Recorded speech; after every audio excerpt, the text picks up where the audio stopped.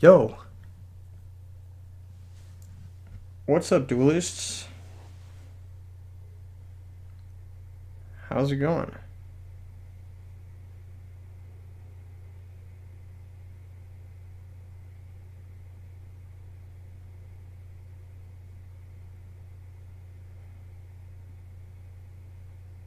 What's up, duelists?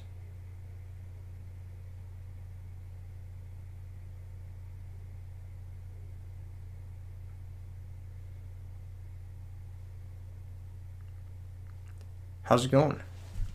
Good evening, good evening, good evening.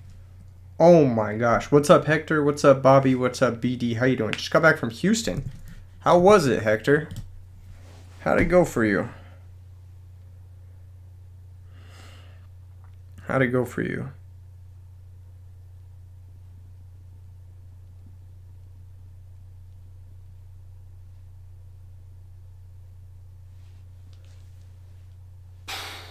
When the horn is of heaven. That's funny.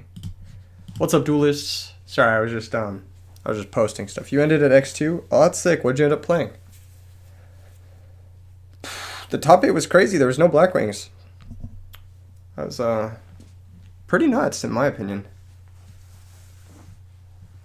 I do think that no Blackwings is wild. Also, the Frog decks weren't playing Dupe Frog. You played Blackwings? So you were close, is what you're saying. You're very close. What'd you lose to? What were your 2 losses? I'm actually curious. It's kind of hype. And also, what'd you beat? What was the coolest deck you faced? Let's keep it simple. Let's keep it simple. Today is the first stream of TCG Summer. I actually think that right now is a great time to play trading card games in general. Not only is it really important to foster community and hang out with friends. Glad here be some value. The value was the guy who won. Interesting. Bobby says Edison's still not solved. Oh, for sure. There's lots of stuff.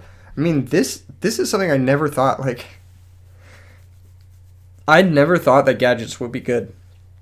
I never thought they'd be good. I really was kind of just resigned on them. And then the Edison patch notes were released, and it turns out that they have a archetype-specific infernity barrier / solemn warning.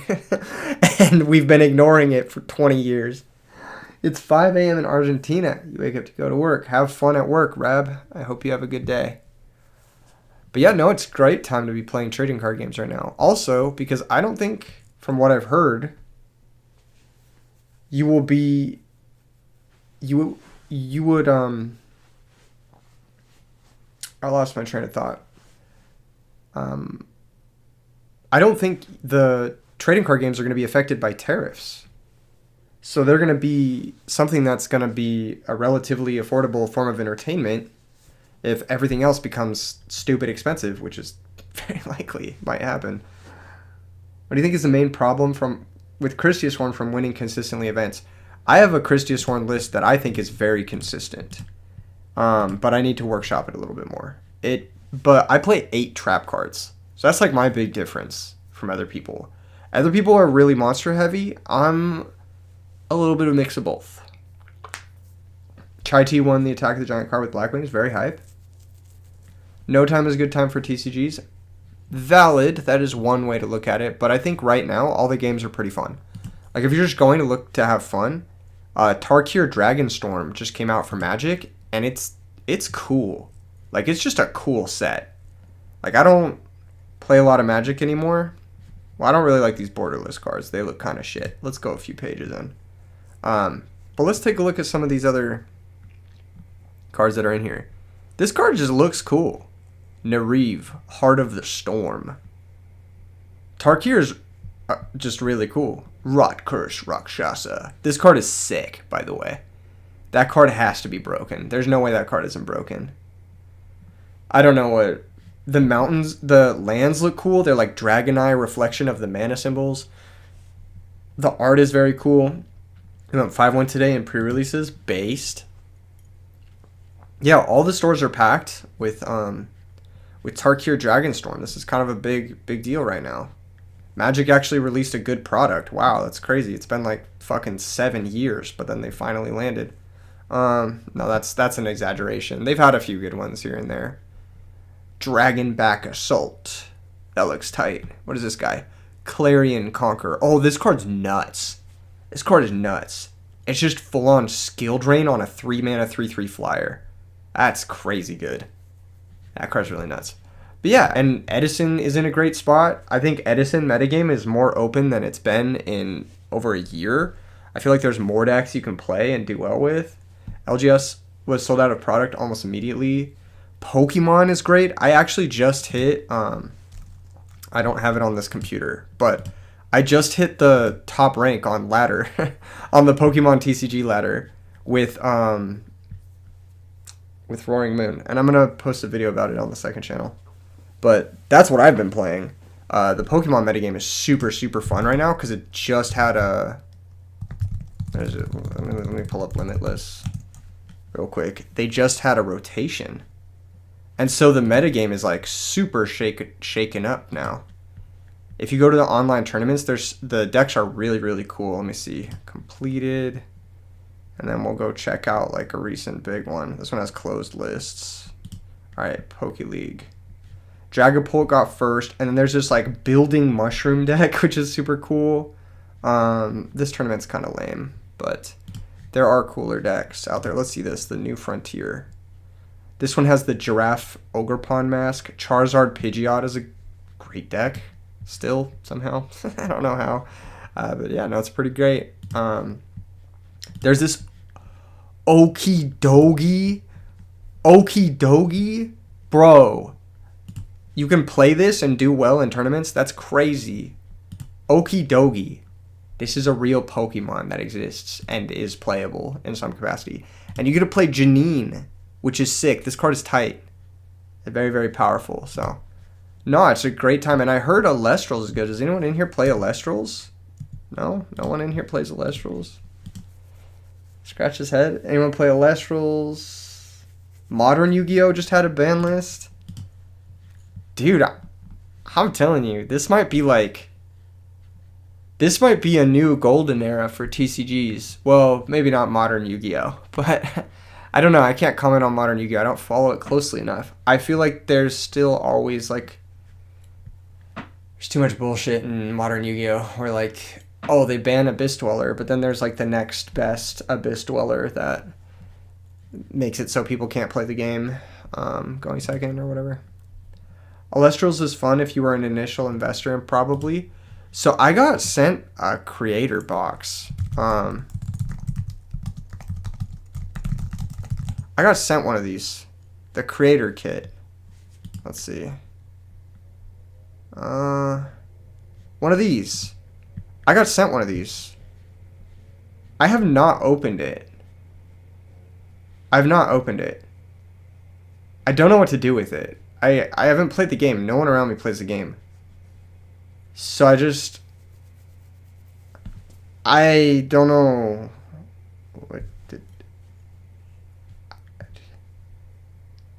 I don't know. I have one of these. So I don't know what to do with it. It's sick. It has like fucking 3 booster boxes, a bunch of like sick products. Sell it? Nah, I don't want to sell it. It's too cool. It's too cool. It's like I really like what A-Drive is doing. A-Drive is the YouTuber. This guy, he made the trading card game. He made Elestrals, I guess. Or he's like the main creative force behind it. What format would you have fun playing plus... What? Okay, I don't understand the question. Can you rephrase that, TH, please? Yeah, I got sent one of those. I just haven't played the game yet because I have no one to play with. So, I could play it online. I think they have an online thing. But it's basically like Pokemon and Yu-Gi-Oh! Combined, from what I've heard. And they have a unique life point system where mana is life points. So, like, the games have, like, kind of a timer. Like a ticking timer. Where, like, every time you do something, it, like, costs life points. I still don't understand the question. What format would you have fun playing? Edison format. That is the only format I play on this channel. I don't understand the question. It doesn't make sense to me.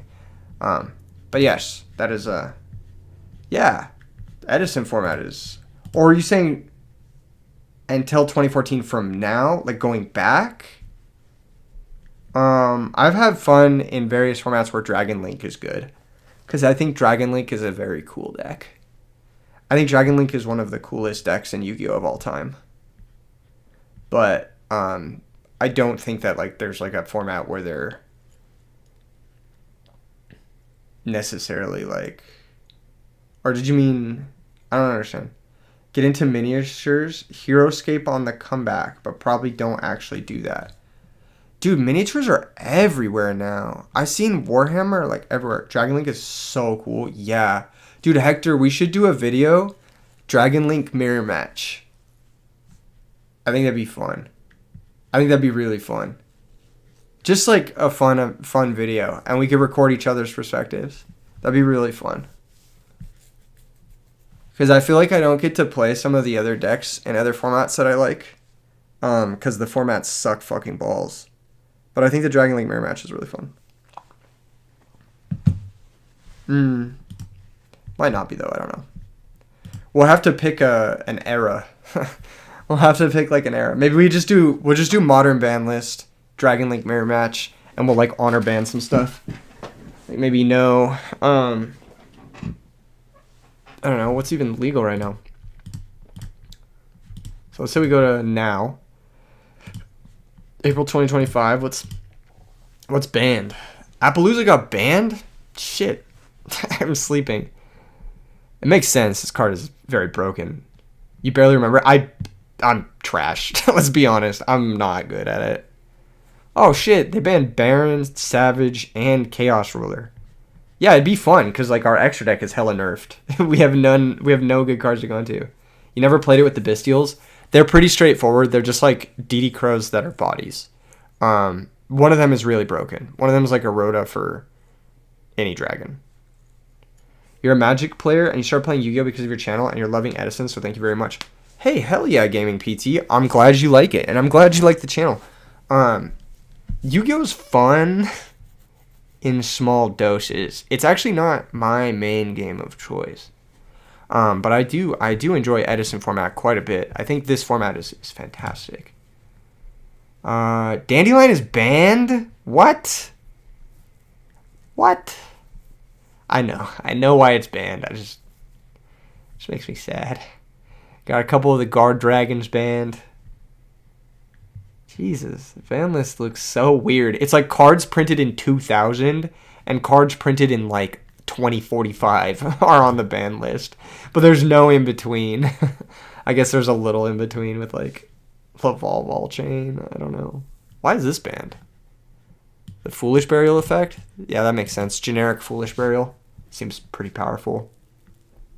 Nightmare Griffin got banned? Wait, when did this get banned? What the fuck? I remember this game. I played the shit out of this card. I would go the 6 lady and then Foolish something and then. What's up, OctoZed? Just now, it just got banned. It got banned today. Oh shit. Okay, I didn't even. I was like, what the fuck? This card is really good. I've played with it a lot. So, Dragon Link at this point is just Red Eyes Full Metal Turbo. Yeah, that's kind of what I was assuming. But like we would for the sake of fun do a few different things. Play some fun ofs. All this stuff makes sense. Mystic Mine is one of those cards I really liked. I know most people didn't, but I really liked this card. Because it just kind of gave you a chance to be like, alright, slow everything the fuck down. It kind of gives my Yugi Boomer brain like a chance to work, and it also lets you play grind games. I feel like Yu-Gi-Oh doesn't have grind games as much anymore. And that's because there's no cards like Mystic Mine where it's just like, pause the fucking game. We're going to grind a few turns, If there was something like Mystic Mine, but it was like Swords of Revealing Light where it only stuck around for a few turns, that'd be cool. You know what I mean? But yeah, what's up, Arce? How you doing? Going to knock out, been a long day. Get some sleep, Hector. You deserve it. Congrats on a 6-2 finish at Ultimate Time Wizard Houston. And let's play some Dragon Link soon. That'd be super fun. Alright, let's see what else. Royal Oppression is banned. Yeah, that makes sense. Full stop card. Mystic Mind let you get a chance to get back, where even if you broke the board, they still have a ton of resources to outgrind you. I don't understand what you're saying, but yeah. Predaplant Verte. This card was fun. I liked playing with this card. Samorg is banned. Sprite Elf got banned. Huh. Salmon Limit's banned. Thank God. This card was miserable. This card is really not cool in Modern Yu-Gi-Oh! I'm happy all this dog shit, weeb shit got banned too. Fuck that format. That format was ass. Don't let anyone tell you otherwise.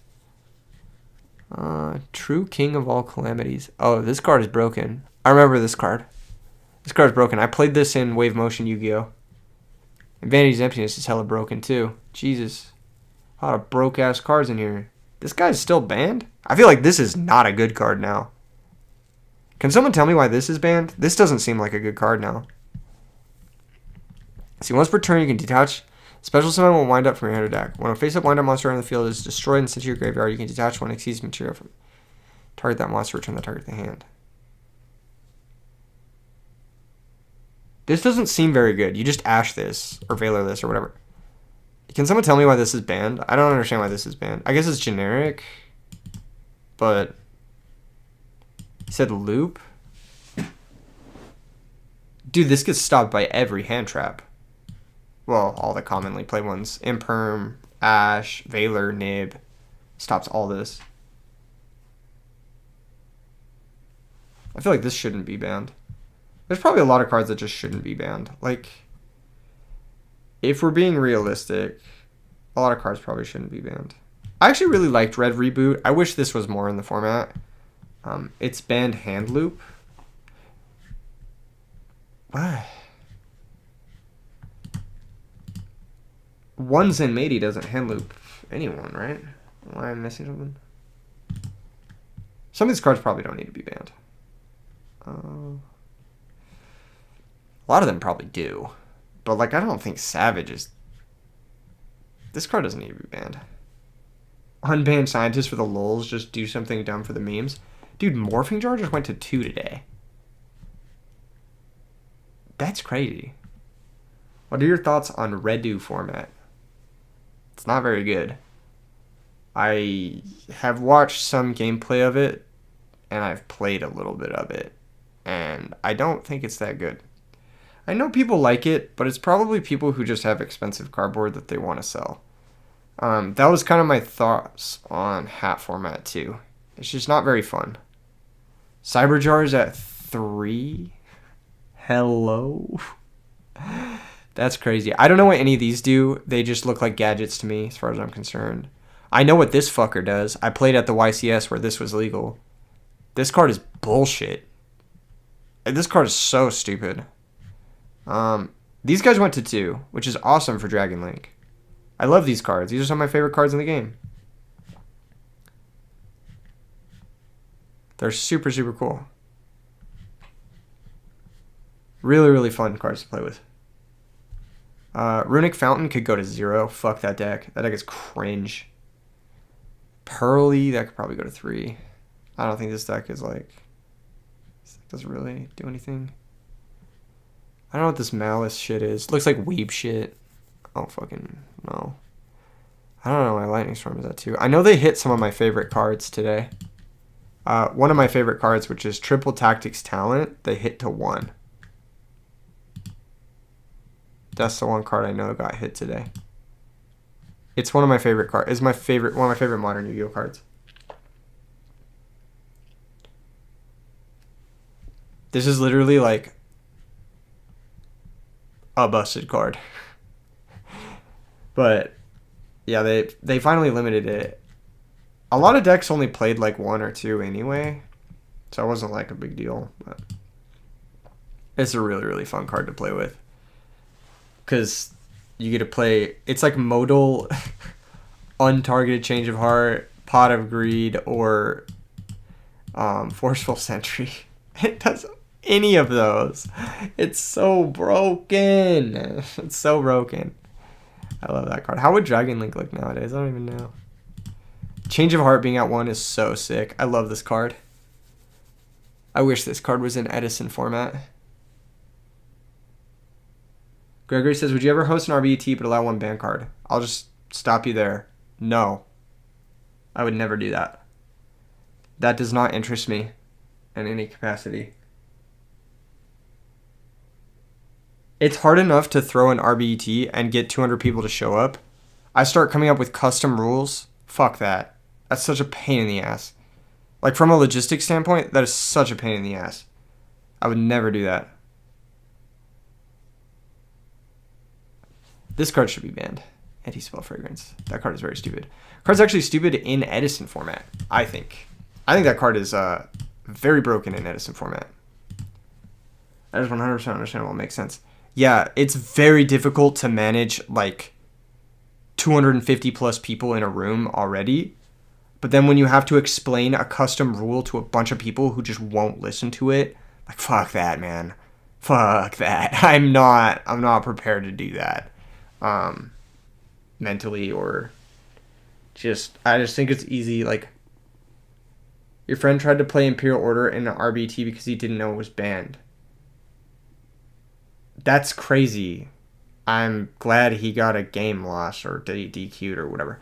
Having ways of playing through hand traps on notice.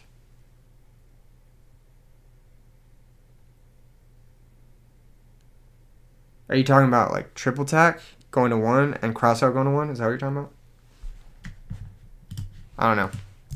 Anyway, the point I'm making is it's actually an amazing time for all TCGs. Pokemon is great.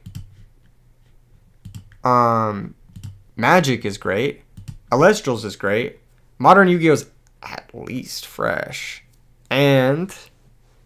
oh, the judge corrected him on decklist submission? Based. Dude, the RBET judges are the best. I don't know what to tell you. They're just the best. But yeah, fucking...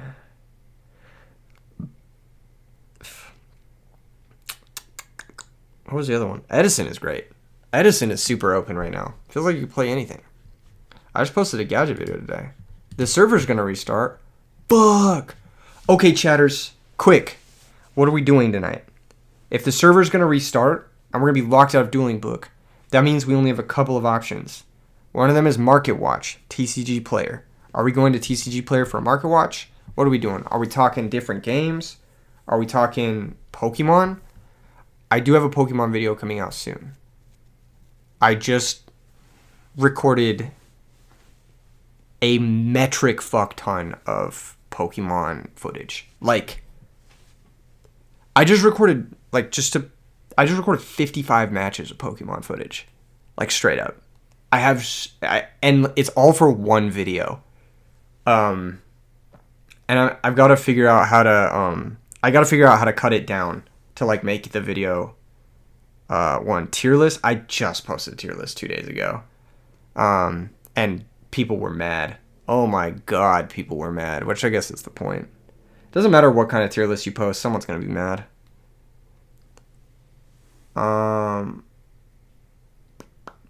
MTG Commander, EDH. I don't play that, but it's pretty cool. You're looking at Edison Legal Dragon tuners, and it's just 5 cards. Red Med tuner recycling would be so broken if the tuners weren't ass. The whole deck, Dragon Turbo, is built around 2 of those tuners, and abusing them with Red Med, so I agree. Shock Trooper 36. Why does Value Turbo keep winning? I don't know. I feel like the deck is not, like, it's not better than Black Wings. I don't know. But maybe people are just not siding for it. I don't know. There's some really good cards versus Value Turbo that people don't side. Some of them here in Eugene's sideboard. Imperial Iron Wall. This is very good versus Value Turbo. Transmigration Prophecy. It's pretty good versus Value Turbo. These are cards that you can side versus that deck. Yeah, it seems like one of those decks where, like, it loses to Machina pretty hard. So if there's a Machina player having a run, then that does well. And it loses to plants pretty hard. So if there's a plant player having a run, then that's always a struggle. But if I remember correctly, from this top 8 at Houston, there was no Machina and no plants. So maybe there was Machina. There was Machina Gadget, 3rd place. I wonder if he lost to the first place player or if he was on the other side of the bracket. But yeah, if you can get some matchup dodges with any deck, it's pretty good. But I don't know. I legit don't know. That is an interesting question. Because I don't think it's like particularly better than any of the other decks. Yugioh win in Ulti Kaius tourney Saturday, and Vayu beat Diva Hero in the finals. Interesting. Chrism said, "Hey Keegan, hey Chrism, how you doing? What's going on?" Okay, we got 115 seconds in Dueling Book. What do we need to look up while we're here? Do we need to look up any lists? First place. Been a minute since you joined the streams. It has been a while, Chrism. Good to see you again. This is Oscar's Diva Hero list. This also got top 8 at Houston.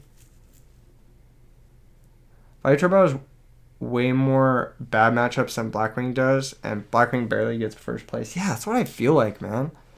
I feel like Lightsworn is even kind of a bad matchup, but he beat Twilight Sworn in the finals. Although Twilight Sworn is probably a little bit worse, question mark? I don't know. I genuinely don't know.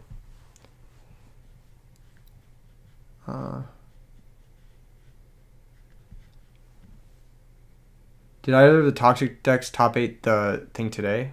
No. Yeah, I'm assuming you mean Gigavise or Substitute combo. And the answer is no. Neither of them did. And Blackwings didn't either, which is crazy. It was a very, like, mid-deck top 8. Like, it was like a bunch of top 8 decks where you're just like, oh, that's a cool deck. But I didn't expect that to top over Blackwings or something like that. But, dude, Edison format, it's just like, if it's your day, it's your day, you know what I mean? And if you're playing hot and, like, your deck's giving you the good cards and you've got the right matchups, like, a lot of pieces need to align for you to do well in Edison format. I think, like, you can consistently go positive at tournaments if you're, like, just playing hot. But I think it's really, really hard to win the matchup lottery sometimes. It's the small best bit of every deck. That's one way to look at it. Vayu keeps winning because no one plays the decks that beat it. People do play the decks that beat it. That's not, like, entirely true.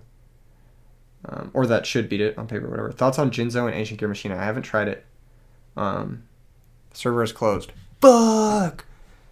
I don't really mind Blackwings, but the other two are problematic. Yeah, I don't mind Blackwings at all. I love Blackwings. I love that deck. I don't mind Vayu Turbo either. I'm pretty happy if those are our, like, boogeyman. Vayu Turbo and Blackwings. Okay, let's hop over and look at some of the Yu-Gi-Oh cards that came out in Quarter Century Stampede. Never mind. That is live right now. What about... Oh, you know what I noticed is the Quarter Century Bonanza cards are kind of spiking a little bit. Like, Quarter Century Stratos is like $65 on TCG Player. Quarter Century Kaius is $61. That's a lot. That's a lot of money. That seems like pretty pricey for, like, a rarity a lot of people didn't like. Even the Jinzo. I think I have one of these somewhere. Do I have one of these? I'll have to check my binder. I think someone gave me one of these. I need to double check. I'm not sure if someone gave me one or not. But, like, what? What? This card was $30. And then it's just 72? Like, what is the... Edison needs to return to Monkey and main Nobleman's. The problem is Nobleman, it just isn't good against Blackwings. Rarity collection boxes are $150 a pop? What the fuck? Red Eyes is $58? This isn't even the best looking Red Eyes. Is it the best looking Red Eyes? It might be. Okay. We're going to run a poll. What do you guys think of Quarter Century Rares? Press 1 if you like Quarter Century Rares. Press 2 if you don't like them. And press 3 if you're just kind of whatever about them. I'm curious to see what people's feelings are on the rarity. Mirror Force, $55. That's crazy. What the fuck? I pulled one of these. I gave it to my friend because it was worth $10, $20. All right, Wesley, you stay coming up. A lot of threes. Oh shit. There's a Chaos Emperor. This is one of those cards I've always wanted to own. I had one when I was a kid. I think I still have my childhood one, but it's like Japanese. And it's like moderately played. But I want to get a secret rare one. I feel like that'd be really cool. That's one I've always wanted to get for collection purposes. But yeah, there was another card that was pretty expensive recently. Best rarities, OG Supers and Ultras. I really like those rarities, yeah. I like the OG rarities. They look pretty good. Super rare is probably not amongst my favorites. Huh.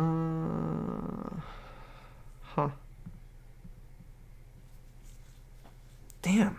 These cards are worth a lot. The fuck? Is damaged ulti Stardust for $60 worth it?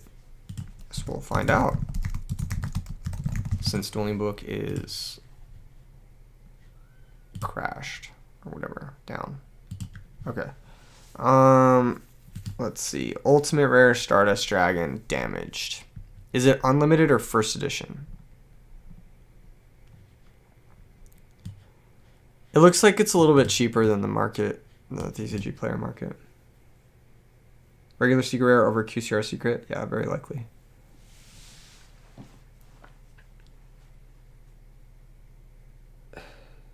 Ulti brain control doesn't look 10x better than the QCR.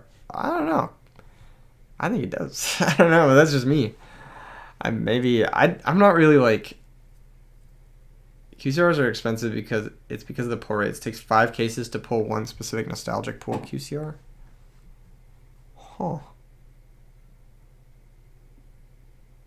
I didn't know that. I didn't realize they were that rare. Okay, wait. Yeah, so if you're gonna get a damaged ulti Stardust for 60, it's a little bit below the going rate. A good price for it, I'd say, is probably $40, maybe even less. But yeah, I wouldn't spend I wouldn't spend a lot of money on a damaged card to begin with. Just because, I don't know, it's just not worth it to me. All my cards to be in pretty decent condition. That's something that's important to me specifically. Unless they're commons, in which case I'm just like, whatever, mod play, I don't give a fuck. But if they're like foils, I want it to be in pretty good condition. I don't want it to be all like scratched up or fucked up, because then it just looks not great. You know what I mean? One of my buddies said one of my buddies cares about condition so much, he like only gets pack fresh cards. And I don't know if I'm there, but I'm probably close to that, where I really prefer to have like sharper looking cards. Which is funny because I do when I like play with the cards and stuff, I kind of throw them around and shit. I don't really treat them as well as I probably should. Fingy going crazy with it right now. What's up, Fingy? He's meowing like he wants to say hi to the stream. You hate warp cards? Oh, I very much dislike warp cards, but I live in Vegas, so cards warp here, unfortunately. Looks like Bonanza clears Stampede for Edison reprints. Generally speaking, Bonanza was a great set for us, for Edison fans. And in general, I actually thought this was one of the best sets of ever. That was a very good set. Opening the packs is fun. Like, as a consumer, opening the packs is fun. Dude, you can just pull a Gore's the Emissary of Darkness and like a bunch of different... Like, this is fucking cool. This is a pretty looking Kaiku the Ghost Destroyer. It's not my favorite looking, but it's cool. It's cool to be able to pull a card like this, and I don't know, it's cool. Does the Jinzo look good from this set? I don't even know if I have one. I think I do. I think I do, but I think I do. I have to check. My binder is in the other room, unfortunately. What do I think of the new ultis? I know there's an Allure of Darkness ulti that looks pretty cool. I think it is the... Where is it? It's here somewhere, right? There's a new... Is it the Prismatic Ultra Rare? Ultimate Rare? This photo is not... Okay, hold on. Allure of Darkness, Prismatic Ultimate. Let's take a look. Let's see if we can find a better picture of this. It looks cool. This one looks cool. They added like a cool texture to it. I don't know if you guys can see it, but it's like super wavy. Some of the ultimates look really cool. The Allure of Darkness and the Swap Frog, I think there's a Swap Frog, are two of the ones that I saw. I think they look pretty cool. Nothing will beat the OG for me, because this is just such a iconic texture. But the prismatic ultimate rare looks pretty nice, and it's $3. So if you just want a nice looking card for your deck, like, and it's $3, fuck it. That's like, yeah. Fix your warps using silica gel packets. Yeah, I tried that. Didn't really work. Applying pressure is the one that worked for me, or that works for me.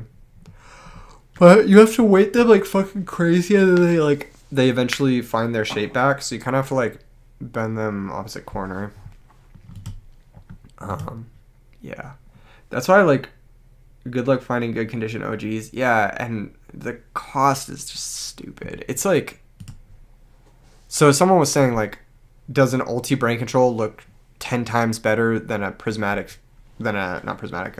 quarter century? I'd say yeah, but I don't think the old ultimate rare looks like fucking 600 times better than the new ultimate rare. Because like the new ultimate rare is like if you're finding good condition ones, mob play first edition for 65. That's like 20 times. It's like significantly more expensive than the prismatic ultimate rare. And you get the new one in a good condition, which is nice. Gotta get those SGX secret allures. I have a speed duel secret allure. I have one. The allure I actually prefer to use when I'm like just playing, when I'm gaming, is actually a Japanese one. Let's see if I can pull that up for you guys real quick. I have a Japanese secret rare. Darkness. Good morning. Yeah, I think I have this one, or one of these ones. This is the one I prefer to use. I just think it looks clean. It's not this one that I use, though. I don't use the 20th century. I think I use it's a different one. They have some cool rarities. This one is really fucking cool. This is like one of the ones where I'm just like, damn, I wish we had this in English. It's so sick. I have some Geyserises like this that are Korean. I don't know what this is called. It's like it's got this cool texture to it. That's really fucking sleek and clean. And then I think I also have a Shatterfoil Japanese one that I use for vids sometimes. I'm pretty sure I have the Shatterfoil as well. They have a lot of cool rarities that we never got. Like, for example, their 20th century rares had red letters, which this looks so much cleaner. The red letters with the starlight foiling. It looks very, very cool. You can kind of see it here on the Dark Magician Girl with the red letters. I have a 5-headed dragon like that, and it looks very cool. Let's see. Yeah, it looks very, very cool. It just says FGD in red letters. Have I been tempted by those sleeves that add foiling and borders to the cards in the window? No, but they are cool. I personally wouldn't use them because they don't shuffle very well. But I do like the way they look. But yeah, I don't really like the added border. That one actually, I strongly dislike. I like being able to see the card for what it is. Can we get back in now? Oh no, the server's still down. Okay, cool. What else should we look up? What's an expensive card? Oh, Magical Android. This card didn't get announced for a reprint. Oh my gosh, the dual terminals are almost $30. The Japanese Ultimate Brain Control, yeah, it looks very nice. It's almost $30. Brother. Fucking crazy. How much is Bryonic dual terminal? That's what I want to know. I bought one of these for a lot of money. Okay. Looks like he's still holding pretty strong. I bought one for $90. I slept on this card for so long. It was $20 for the longest time. I could have 10x'd, boys, but instead I barely 2x'd. And I was the one fucking pumping the card. God damn it. Red Eyes, Darkness, Metal, Dragon. You know which one I just got of this guy? Oh my gosh. Why does TCG Player do this? How do I make it so they don't do this?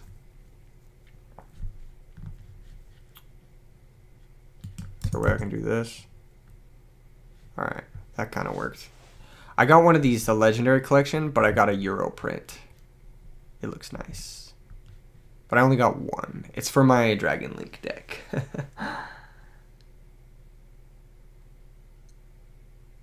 Red lettering on monster cards is borderline illegible. I think RBET will ever get card bounties like Seance and MTG. What is that? What do you mean card bounties? What's up, Rom? How you doing? I don't know what you're talking about. I don't understand the question.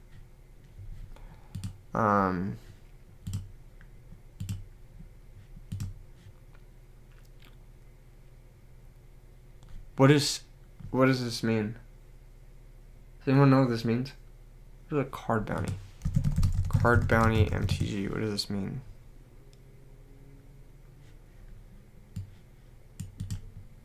What? Someone paid people to destroy Seance copies on camera, then put a bounty up for someone to win a tournament with Seance. He might have owned a couple copies of Seance. Oh. Yeah, people have already done that, actually, for Edison format. People did that with...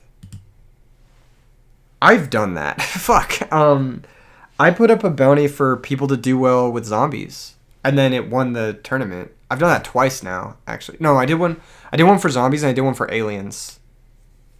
And both times I put up a bounty, the deck did incredibly well. I think aliens got top 4, and the the zombies won the whole tournament.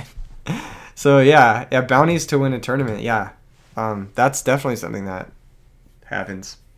I think Tommy Dang has a bounty for people to win tournaments with fairies, if I remember correctly, or it might just be specifically for me.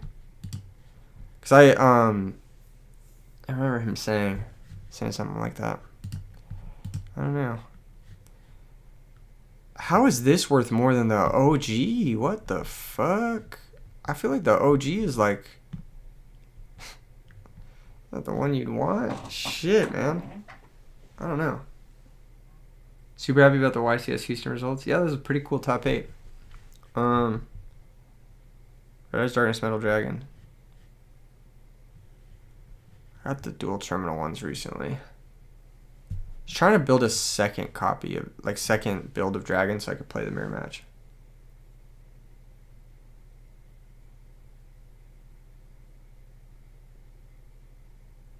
That's 7-dimensional chess, Brevington. I have this Field Center too for my Dragon Link deck. My Dragon Link deck looks really cool. The only thing I'm missing are the Bestials. I need to get a Druid Worm now that he's limited. A secret rare one. Oh, there's so much. Still. Fuck. It's still $15. Just got limited to 1. Fuck. My Dragon Link deck is sick. It's all secret rares. Except for I'm missing a few cards. But I need to get it. I need to make it look cool. Are coming as QCRs. That's cool. I forget which ones I have.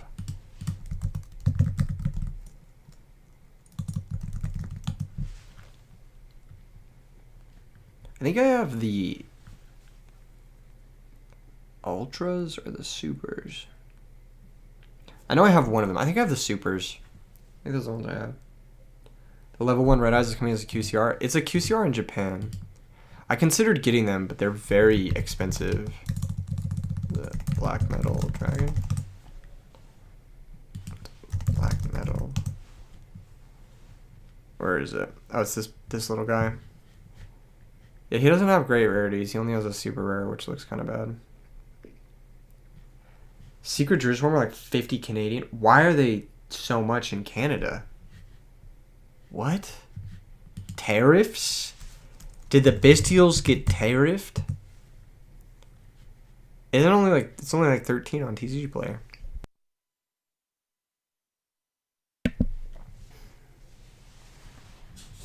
Crazy. All right, more Edison stuff. There was a card I was looking at the other day that I was surprised it was expensive. Dimensional Prison? Was it this card?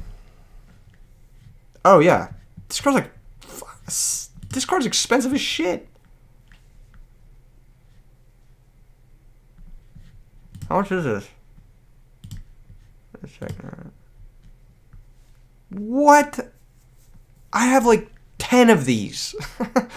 How is this so much money? What is going on, man? Dimensional Prison is crashing? Is it? Did it get reprinted? I don't know. The OG one looks like it's kind of holding. Looks like it might be crashing a little bit here. It says the market price is 50, but now it looks like there's some listed for significantly less. Even commons are money. If there's a reprint announced, then they won't be for long. Royal Oppression I knew was a lot, but it got announced. It's still a lot now. The one I want to get are the DTs. I haven't gotten the DTs, but they match my everything else. They're still very... $17 is crazy for a card. You could build a whole fucking deck for $17 when I started posting vids. This is why I just feel that. What rarity is the Amaryllis reprint? I don't know. I just know it's getting reprinted. I think it's QCR and Platinum. Someone correct me if I'm wrong, but I think it's those two. Book of Moon Turbo Pack went up. I don't believe it. That's just not a real thing. We're in a recession. There's no way Turbo Pack Book of Moon is worth more than it was fucking 20 years ago. Ultimate Rare Cyber Dragon OTS went up. That sounds like a buyout. It's the alt art one. There are so many Cyber Dragon prints that, like, specifically that one being worth that much doesn't make much sense. It's not even like a chase rarity of it, in my opinion. I feel like the most chase rarity is the OG Ultimate, and then the second chase rarity is actually the Dark Revelation. Yeah, it doesn't look like the OTS Ulti is. Which art you prefer? Always original. Yeah, this looks like a buyout to me. A classic buyout. This won't hold. There's just too many Cyber Dragons. But this is for me. This one always looked super nice to me. The Dark Revelation Ultras. They're very expensive. They're like unnecessarily expensive. Like $60. I love Dark Revelation prints of cards. I feel like the print run for Dark Revelation is very nice. I have like 6 of these Treeborns. I don't have a DD Assailant. I used to have one. I should have kept it. That was a mistake. The Icaruses look great. The Miracle Fusions look great. Macro looks great. I've always wanted this Uriah. The Avarice, the Ultra Avarice from Dark Revelation looks very nice. These Zarians look nice. Dragon's Mirror looks nice. A lot of cool cards in Dark Revelation. Let's see, Dark Revelation 3. What was in this one? I don't remember. Oh, Brain Control Deck Dev, Lightning Vortex.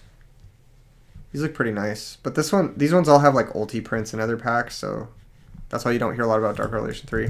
I feel like the ones you hear about are Dark Revelation 2 and Dark Revelation 4. Yeah, because 2 has BLS and Diffusion. And 4 has oh yeah, some shit. Went to a collectible show the other day. There were some pretty cool cards, but a lot of stuff you already had.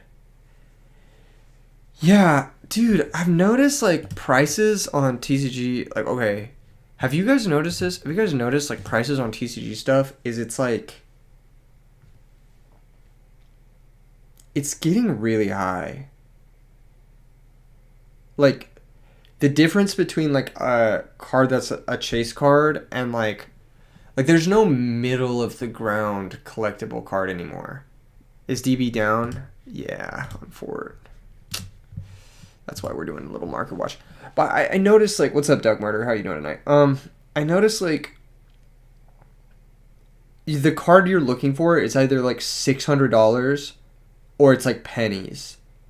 But I feel like there's very little middle of the ground cards, because if there's, like, a $5 card, people will penny stock the shit out of it and just buy it out. You know what I mean? Like, which is really frustrating. I feel like there's no, like, middle rarity anymore. It's either, like, really high end or really low end. You know what I'm saying? Like,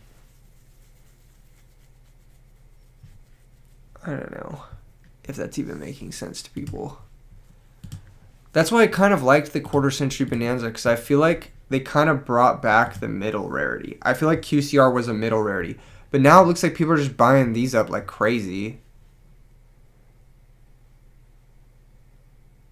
Should you not be asleep, brother? It's about 1 a.m. I usually go to bed between 2 and 3 lately. But my sleep schedule it's getting better. I'll say that much. Yeah, I usually go to bed between 2 and 3 because of my schedule.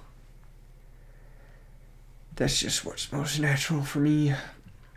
QCR is almost the same as the Ultra. Yeah. I feel like if there's ever something that's like just kind of a middle rarity, it just gets bought the fuck out. I'm trying to think of like while during COVID recession, probably doing the same now. Stock market tanking, next best thing is trading cards, LMAO. Well, I mean, it's not the next best thing if we're being real, but people are going to believe it is.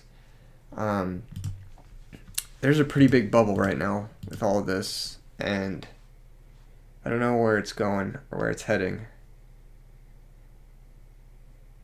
But the stock market is crashing. Didn't you guys get affected by that? By the stock market crashing? You don't have to share this if you don't want to, but did anyone else get affected by the stock market crashing? Because your boy got affected. We got affected, alright? Let's just say I tried to special summon, and they hit me with royal oppression the last 2 days. Anybody? No? No Americans still awake? Fuck me, man. It's down like 16% in like 2 days. It's so bad. You did, but you don't have that much in terms of stocks? Okay, that's good. I'm happy you didn't get hit that hard. Yeah, I'm always curious who's getting hit the hardest. Because, like, either you have so much, like, this is just a blip. This recession will be a blip. Or, I don't know, you were kind of depending on it for whatever reason. I don't know. Where are we going with all this? You're having sleep? Good night, Chrism. Hope you have a good night. Thank you for tuning in. The American car prices are insane. It's weird to see European cards being that much cheaper. Yeah, it's because everything in hyper-capitalist America is just a side hustle. Like,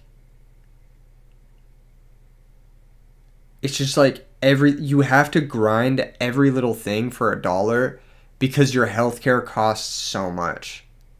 So everything has to be like a side hustle. Everything has to be a job. It's so annoying. And it like infects every part of every hobby.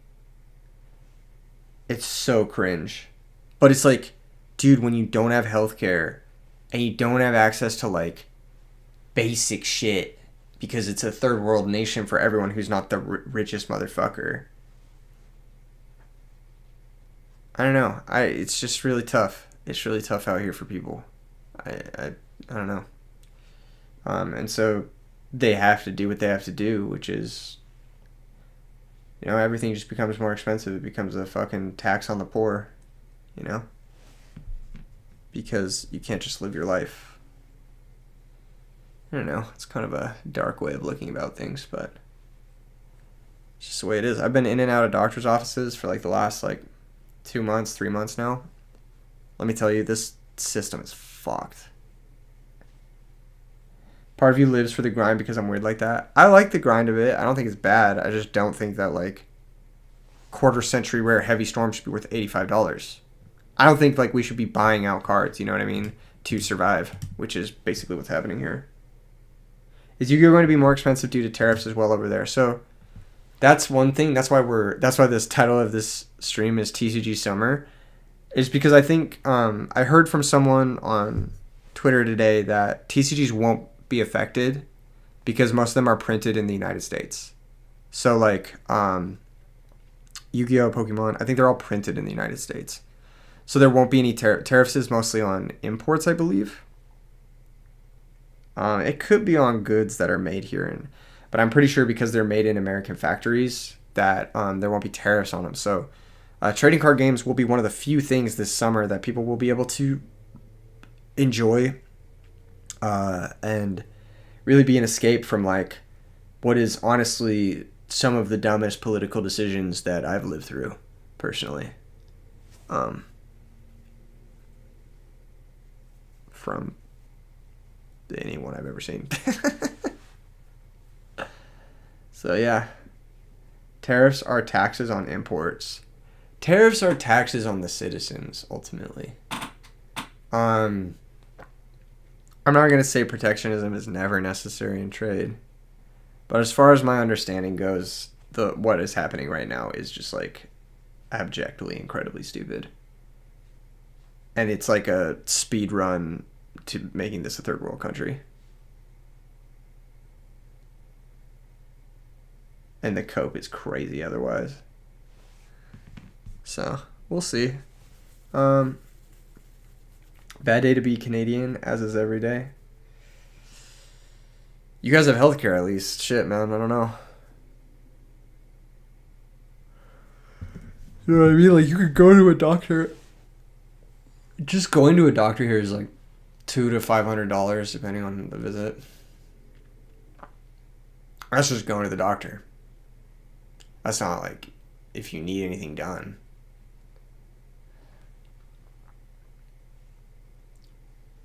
Welcome to value added tax, something we have in Europe. I heard VAT's pretty smart.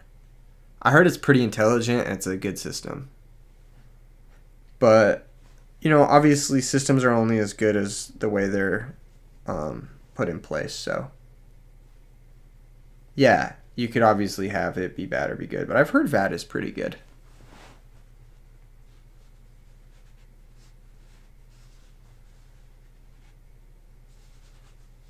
It's depressing they're so high. Yeah, it's crazy weird. Yeah,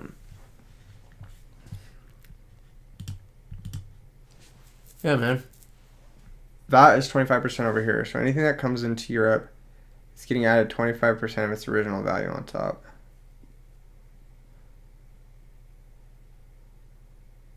Are you talking about imports? That tax Europe.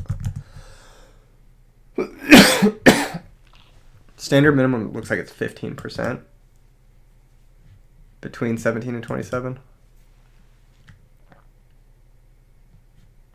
Do tourists pay that? As a private individual shopping in the EU, you should only pay VAT once in the country where you make your purchase. You can bring home anything you buy in another EU country without stopping at a border or making a customs declaration. Interesting.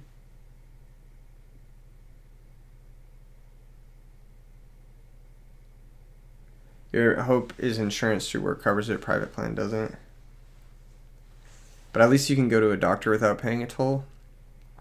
Can you go to the emergency room without paying a toll? That's another thing. Because, like, I went to an emergency room recently. Twice. And I don't even want to tell you guys how much they're trying to charge me, basically. It's, like, not a happy number. Goes from 15 to 26. Yeah, it looks like 17 to 27. Interesting.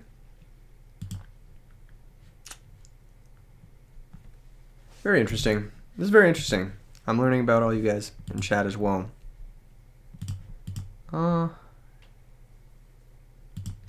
Hopefully Dueling Book will be back online soon so we can duel.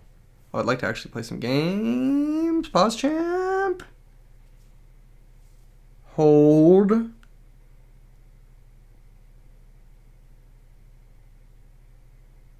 Damn. That's tough. Oh, well. Alright. Next Yu-Gi-Oh card to look up. That's another Yu-Gi-Oh card that's really commonly played. Server is starting. Let's see.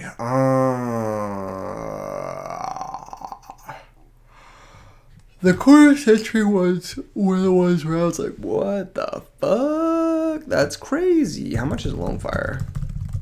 I know there's a quarter century Lone Fire. Oh, it's still only about 10. Yeah, the rarity collection ones are still pretty low. But they're kind of climbing slowly. Oh my fucking god, this is 150 bucks? What the fuck? That's crazy.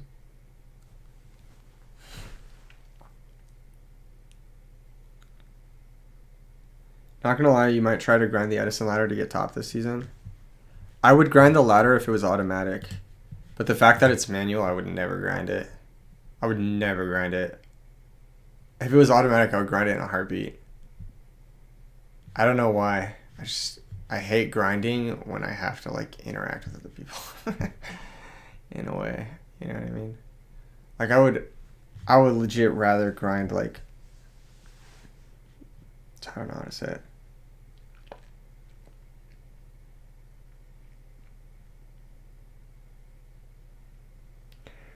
Last time you were in the emergency room because you were hit by a car, so you weren't conscious for it. Presumably someone rummaged through your pockets for your insurance information because the ambulance ride could be $2,000. Yeah, that's another thing.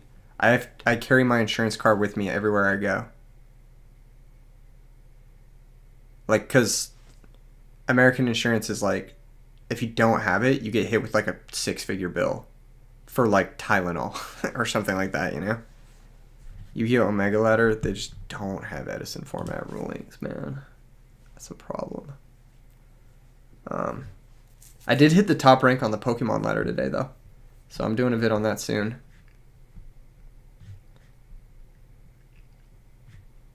Damn. This set was gas. The change of heart is cool.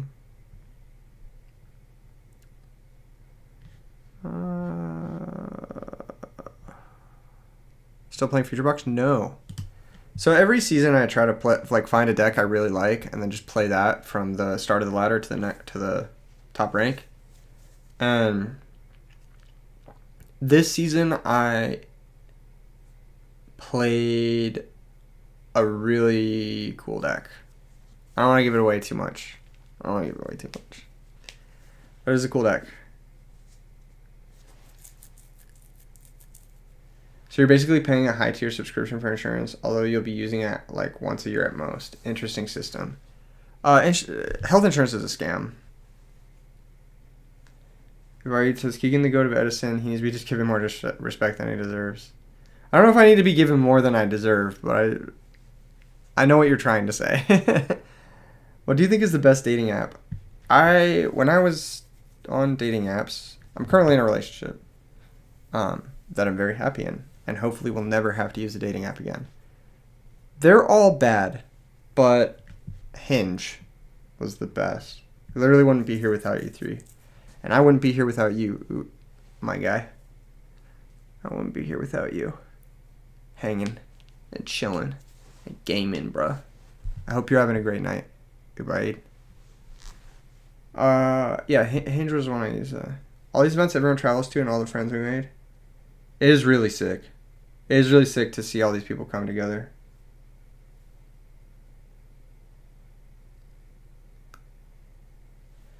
Yeah, so if we want to do like dating app stuff, Hinge is the best because it's algorithmic. Let's just do it on a notepad. See if this still kept on my tier list notes. Oh, it didn't. It didn't. There's all this random shit. Okay. Yeah, Hinge. So like Hinge is like algorithmic or whatever, not ELO based. Why do you think most guys on dating apps get little to no matches or no matches at all? the real answer is dating apps are predatory. But there's two parts to it, right? I think it's half that dating apps are really bad, really predatory towards men, especially lonely men. It's half or more of that. And then it's also half or more that guys are really stubborn and don't want to self-improve. And that's a tough pill to swallow for a lot of guys. Myself included, it was. So, yeah. That's it. I think those are the two main factors. There's definitely other factors, but self-improvement, ew. Yeah. I talked about this a lot more, that we're kind of the loneliest generation. And that's why I like really stress like coming to events like RBET Vegas that's coming up and stuff like that. Or the Ultimate Time Wizards, just going and hanging out with your friends. I really stress that. I think it's very important. I think men in general are very lonely. Men our age are very lonely. I'm assuming we're all similar-ish age because I know the analytics. But my biggest advice, man, is like your DB rating has been going up recently. That's funny. That's legit funny. Put that in your dating app, like be funny, be different, be unique. And most importantly, be unique in a way that is yourself, To improve their looks. The average girl spends hours of her life improving their looks, either through makeup, dieting, or working out. Yes, that's part of it for sure. I think a lot of guys don't spend a lot of time on personal hygiene or working out or whatever. And I'm not saying I've not been guilty of this. I'm pretty lazy about it, sometimes. Sometimes I go a couple days, no shower, Top 1,000 with Monster Mash would be hype. Can someone pay for your trip to Vegas from Europe, Pog? Run the fundraiser stream, the Mally August fundraiser stream. But the dating apps, it can't be understated. The dating apps are very predatory towards lonely men. So just keep that in mind. And I think the issue is like the way they're set up. The way they're set up is like wrong. It's set up to keep you using the app over and over again and keep you paying. So like that is a difficult part about them. I'd say really be careful with the dating apps. I had success on them. I know most people don't. I think it's something like 90% of men never get a match and 50% of women never get a match. That's a lot of people who use the apps. That's like more than half the people who use the apps never get a match. So that's the app's fault. That is genuinely the app's fault. Those odds sound awful. They're fucking horrible. And it's because the apps are designed to keep you there. And that's even on like the most generous dating apps like Hinge. Also, they all have paywalled features. Hinge's paywall feature is you have to pay money to like people. Hinge's elo based? No, it's not. Hinge's algorithm based. Tinder's elo based. From what I've heard. At least when I was using it, which is admittedly about a year ago. Maybe a little over that. Like a year and 6 months ago is the last time I used it. But yeah, Hinge, Algo, and Tinder is elo. And I don't know, Bumble ? I don't fucking know. But yeah, from what I know, this is like how they work. Hinge gets an idea of the type of person you like when you go through. It changed. It's elo based now. fuck that. Just don't even use it, man. Just don't even use it at that point. Yeah, like, literally, if a dating app is elo based, it just becomes superficial, like incredibly superficial. I would say you won't get shown the best profiles. Hold on. Is Hinge elo based? I feel like there's no elo score on Hinge. Yeah. Oh, that was 3 years ago though. Hinge using elo algorithm. No, I'm pretty sure there isn't, because you can request your.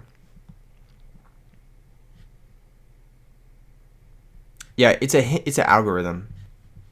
No. Yeah. It's not elo based. No, I'm pretty sure I'm right about this. It's just kind of the reason why Hinge is so popular is because it's not elo based. Yeah. I'm not smoking crack. All right. So what were we saying? Hinge algorithm. Tinder is elo and Bumble is, I don't fucking know. All right.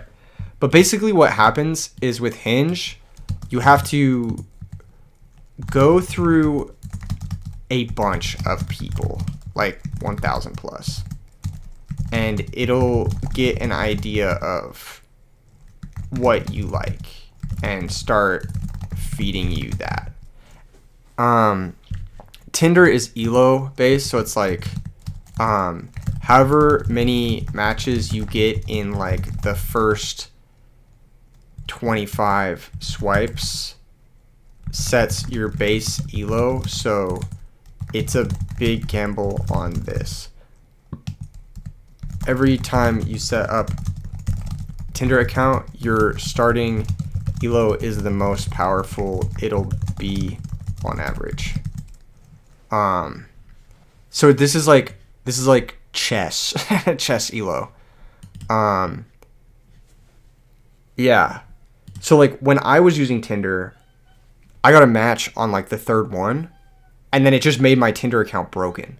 Like I was just super cracked, but it's just because I got a random lucky match.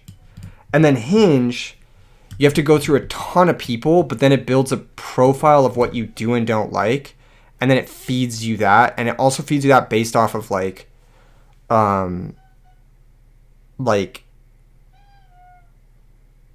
other stuff too, like looks and stuff. It'll start feeding you people that it knows you're attracted to, like based off their pictures, which is crazy weird. With Hinge, be careful of Chinese AI bots. There are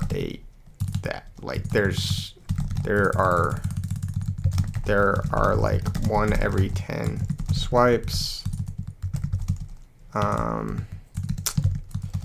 Go through front load. What's up, little A? Front load everything all at once. Go through 3,000 people in one day. Then take the rest of the week off or responding to matches. Try to respond to people with similar interests and be genuine. Try to play to your strengths. This is all basic shit, but like this is like what I think will get you the best results.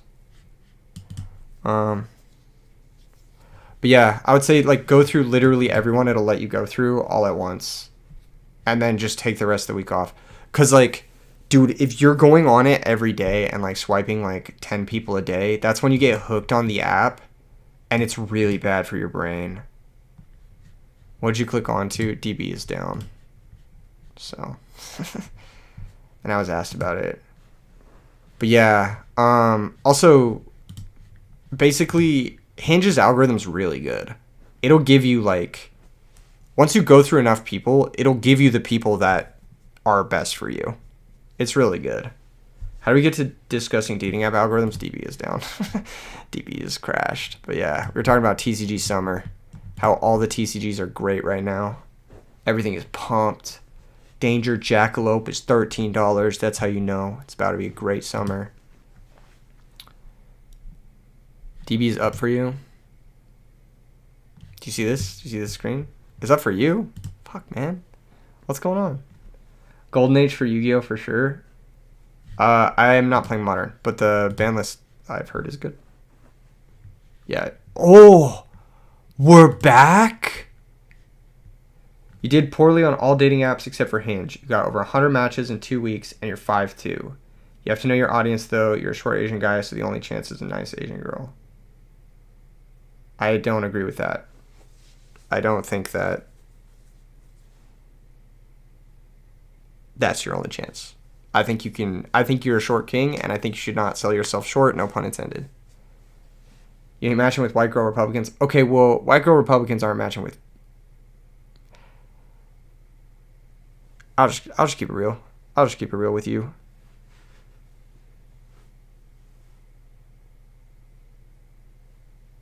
I'll just keep it real with you.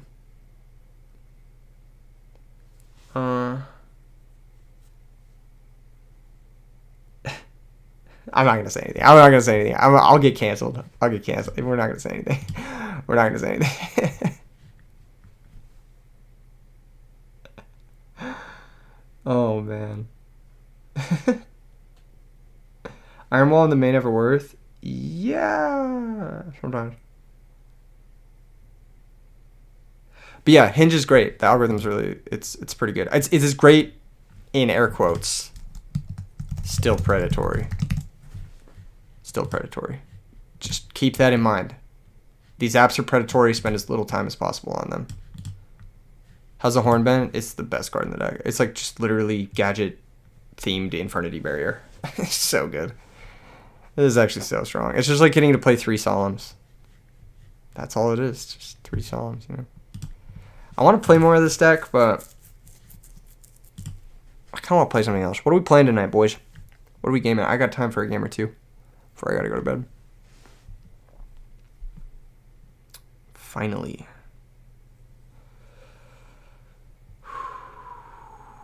What are we doing tonight? Dragons? I've been playing Dragons a lot lately. Can I play you? Yeah, if you want to play Edison, yeah. There's a fairy list a while back with main deck Iron Wall. Maybe. Did it have like hamsters in it? I think so. I never played it, I don't think. But I know someone was trying to cook that. Yeah, is there anything you want to play against, Rom? Is there anything, or do you want me to just bring something? I can just bring something, whatever you want to play against. Went to locals and played Synchro Cat, got third, one at a time, lost to Pac-Man, deck, that shit annoying. Yeah, you gotta have Trap Stones for that deck. That deck's fucking miserable. But yeah, if you have Trap Stones, that deck's pretty good. Play whatever? Okay, cool. Alright, close the stream, Rom. Close the stream. Close it completely. No audio, no anything. And I will duel against you.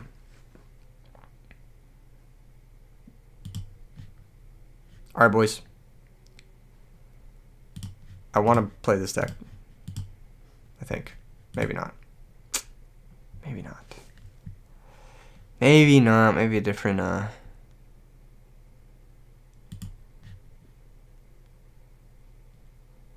we going back to Soul Control?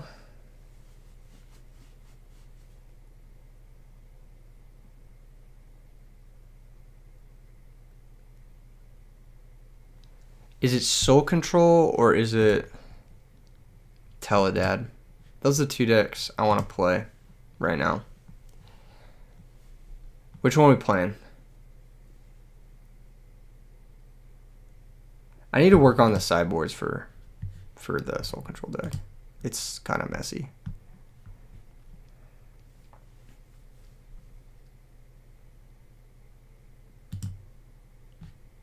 Alright, fuck it. I'll play Teledad. 1,200 days of Teledad. Yeah, I know. I need to finish that series. Jesus Christ. Alright. Alright.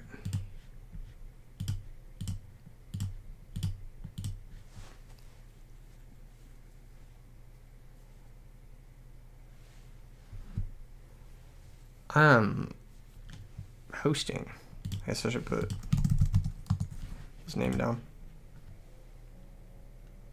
Oh, you're playing the top 16 list? Has no Trap Stones. That's tough. Yeah, like what is it, like Threatening Wars and shit? But can't you just spam Arcanite? Isn't that like just a matchup where Arcanite just shreds them? Or was he on like... What was he on? I don't know what he was on. Because I feel like Arcanite should just fucking obliterate that deck. Did he have a bunch of ways to deal with Arcanite? Fiendish Chains and shit? Or what was the deal with that? Yeah, Descendant also blows up that deck and Raycon stuff. I'm missing something. I guess you could be on the bad side of them having... Wait! The RBET list doesn't play fucking Monk. Oh my god. It doesn't play Monk. He Fiendish Chain both? Oh my god, he didn't... It doesn't play Monk, so you can't just, like, Arcanite someone. Oh, I just remembered that. Yeah, that sounds miserable. Where's Rom? Where is he?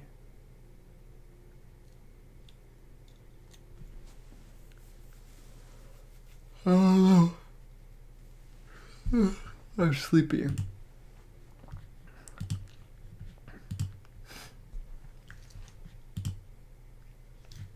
There he is. Let's go. Good luck, have fun. I'm excited. I'm excited to duel against Rom. I wonder what he's playing. I played Hat Format against him the other night. And I FTK'd him twice. I feel kind of bad. So I kind of... Some part of me hopes he beats me tonight because I feel bad for FTKing him. You're definitely going back to your list a bit faster, but you break on Crow late game. Oh, nice. DB's lagging. Let's go.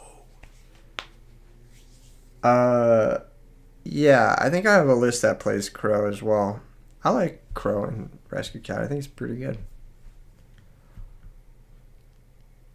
Fuck, this platform is so slow. Wait, my hand is good. But I need a 6th card. Oh my god, Dueling Book is gonna give me an aneurysm.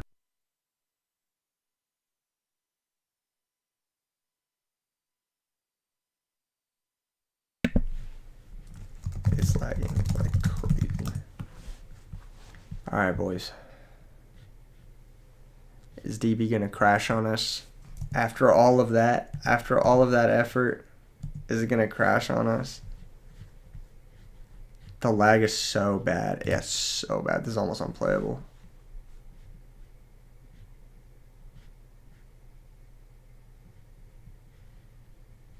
Do we even play anything here? God damn. If this was a Krebins in hand, that'd be so good. Or like a Mally or something. I think we need to keep the Mind Master. I don't want to set return. I'm just going to pass. I'm going to bluff Heavy Storm. Bluff Gores. Fuck is this?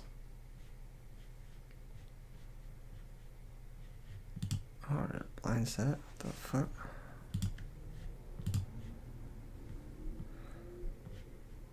Alright, give me that boy. Give me that boy. Let me see it. Merchant? Dog, that feels fucked up. That feels fucked up. So we have to E-Telly first in case we mill double Krebins.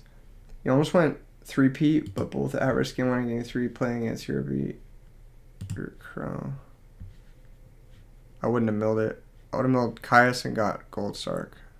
That's okay, I guess. Alright. I want... I don't know, something good. Here comes Merchant. Activates. Mills bottomless. Cool.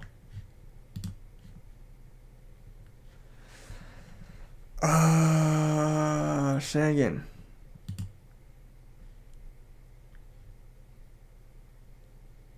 Was that right? Or is it Greffer? It's definitely Shenanigan. Battle phase. 1000 to the dome. And then 1200 to the dome.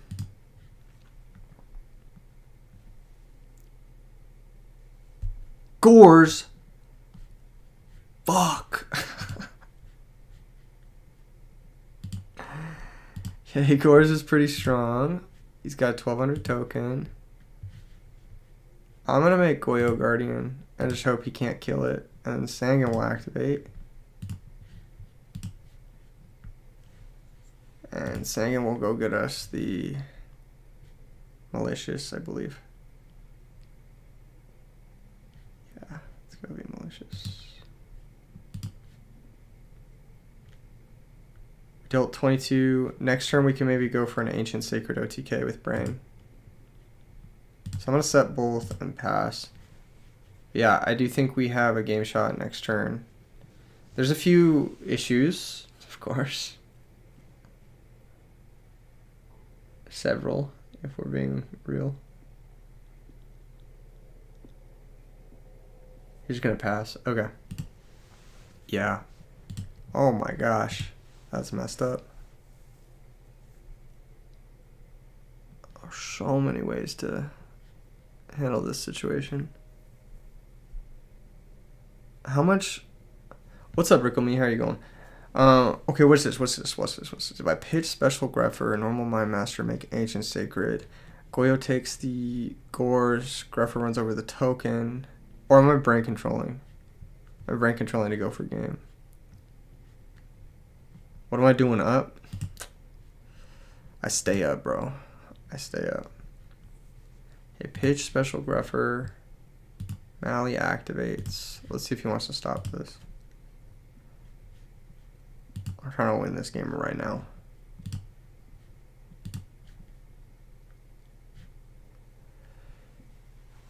I can't normal this and the Caius. That's the annoying part.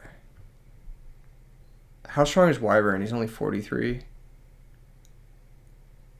There's no great way to make him bigger. Alright, so we're going to brain the token then. Okay, brain control, give me the token.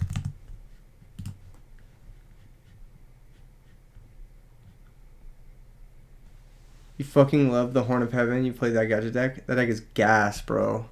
That deck is fire.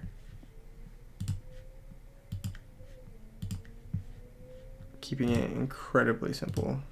Oh damn, the token is level 7. That is not the card you should be worried about. These are not the droids you're looking for. Activate Goyo. Do we have a Herald of Orange Light or something? Oh, we do. Holy shit. Okay. Alright. There goes Goyo Guardian.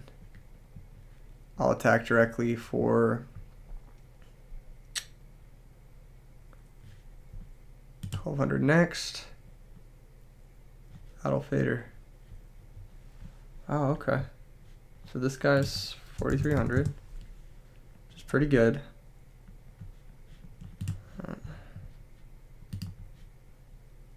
Oh, alright. Successfully parried, I suppose. No, it's not 4300. I'm miscalculating. It's minus 800 from this, so it's 3500. Alright. I haven't used the Grepher effect. I could use this effect to send Plague, pitching the Caius. I don't think that's really necessary. I want to give the token back. Just pass the turn. Wait, Gallus the Star Beast. That will actually weaken our Ancient Sacred. That's kind of funny. Alright, here comes Gallus. Another fairy, okay, so 3 fairies right now. Pot of Avarice, strong card, okay. Okay, that's pretty strong. Maybe I should have sent Plague, because then I could set up Plague Return somehow. That's not even that good. Alright, so he hasn't normaled yet. He's got 3 bodies to work with. 3 defense position bodies to work with. And another defense position body. Okay. Interesting.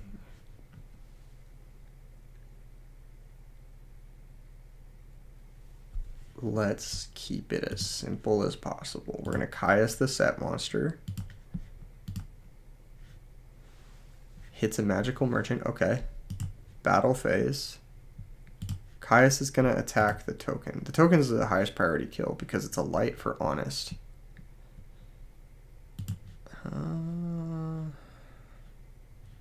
Killing Gallus makes it harder for him to synchro into something I care about, I think. Like Black Rose, yeah.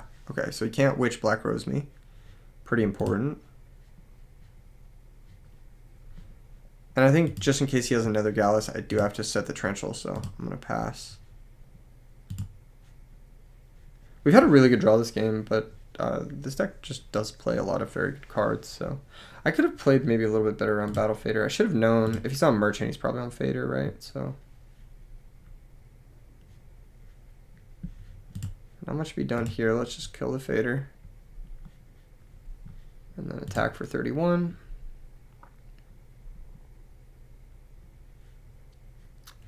He drew Gores again.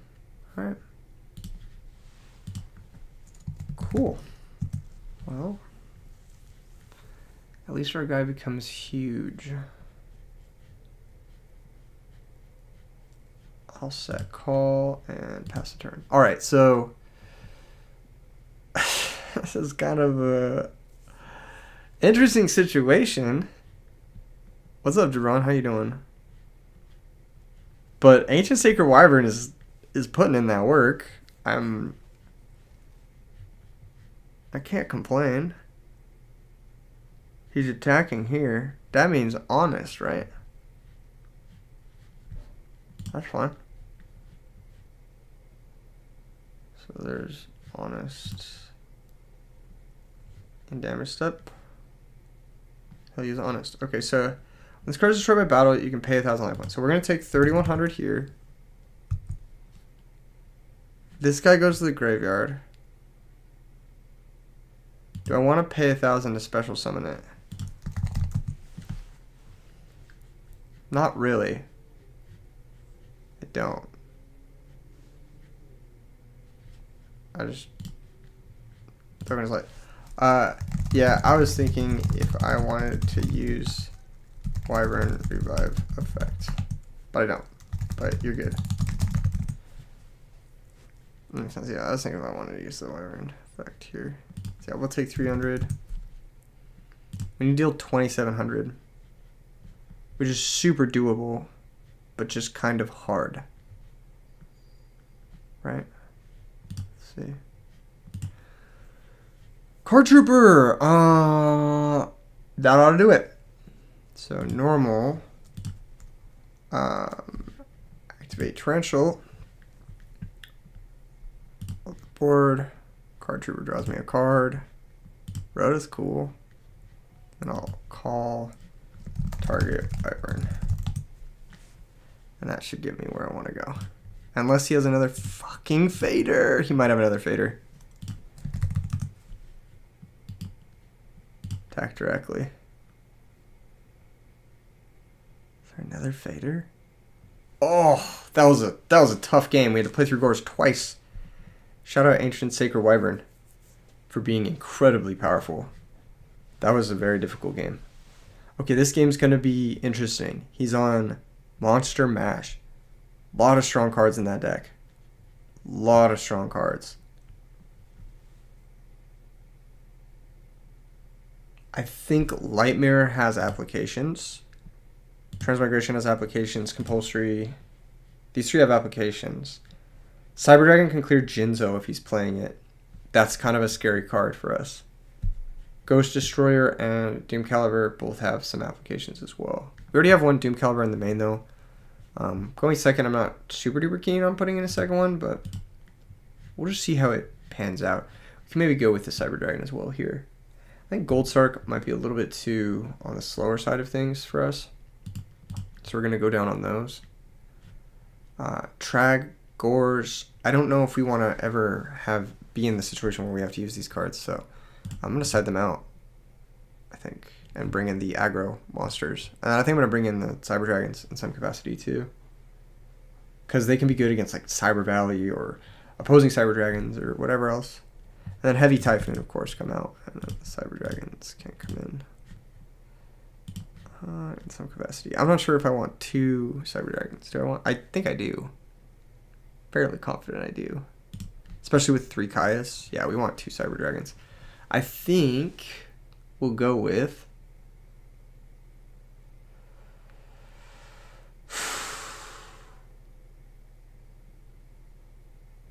Going second against Monster Mash with fairies. Cyber Dragon has to be better than some of these cards, but I'm just not sure exactly which one it's better than.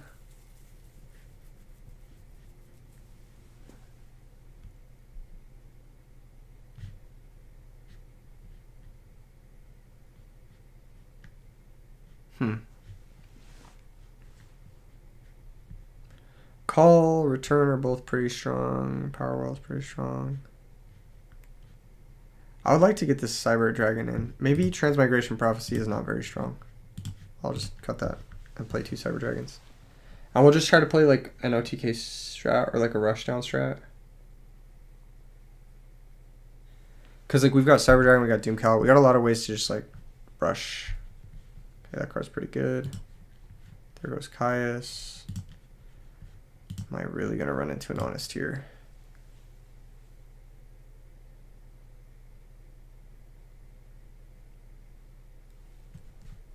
Nope.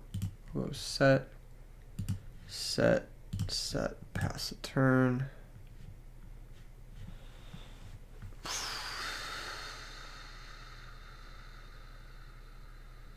Yeah, that's fine.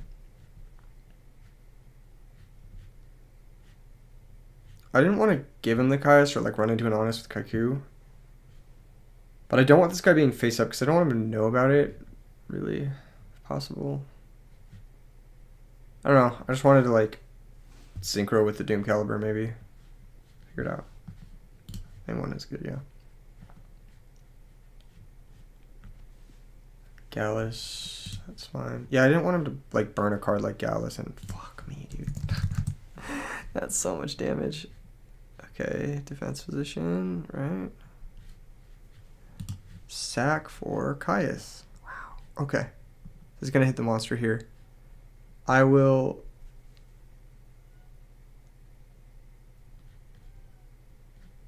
I take the damage. Let's see. If I take the damage, I'm mirror forcing. If I compulse, I'm. Yeah, I have enough normal summons. This is fine. I'll take the damage. I'll keep my compulse. Thingy going crazy with it. Fuck. Dude, he keeps hitting good hits here.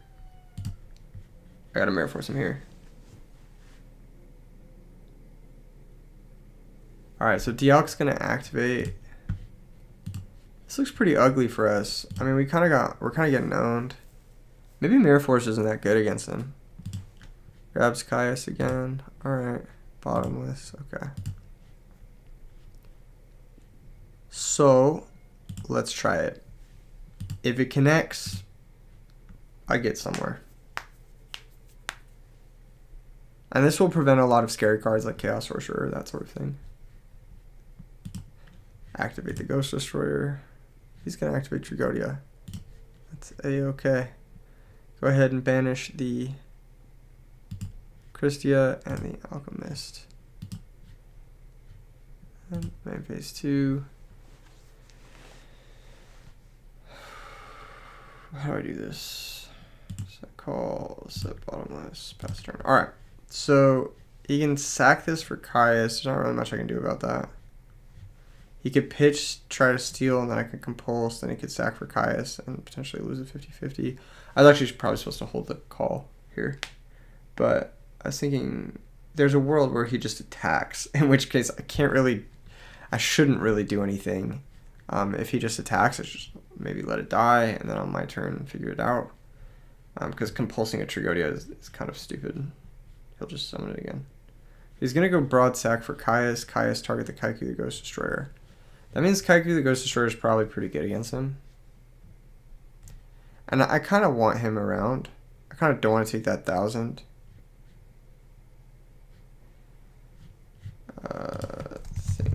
So if I go Chainlink 1, compulse the Kaiku, Chainlink 2, bottomless the Caius. Or if I just bottomless the Caius, keep the compulse. I think I'll keep the Kaiku.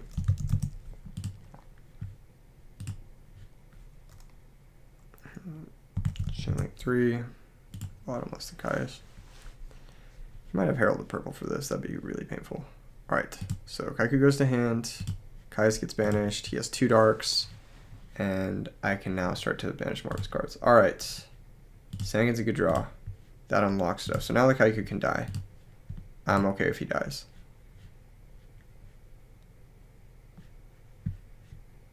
That's pretty good. I got a Compulse and a Bottomless for a Trag and a Caius and 3,600 damage in his entire grave. So I think that that's a pretty good trade for me. But who knows? Maybe it's not as good as I think it is. Fuck, dude. Okay. Hold on. Set monster pass. Alright. Do we just fucking run it?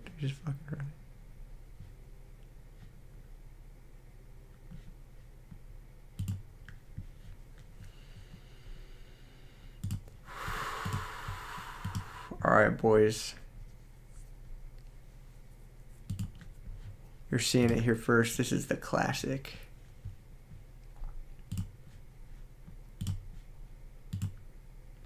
You got Herald of Orange. You got DD Crow.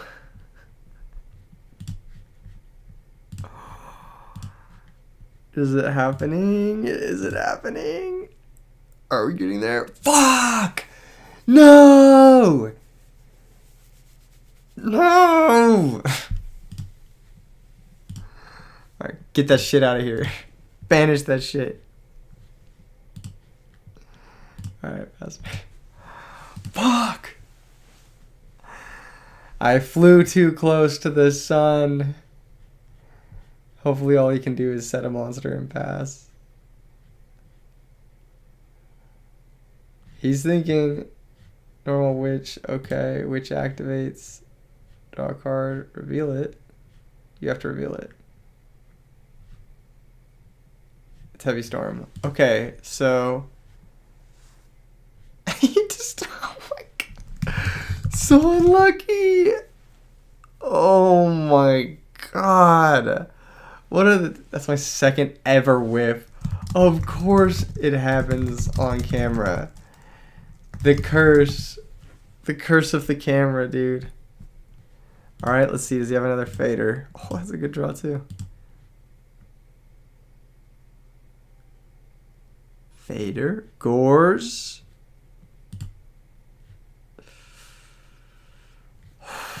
So unlucky. GG's. Sweet deck. That was a pretty sweet deck. Witch Fairies is really cool.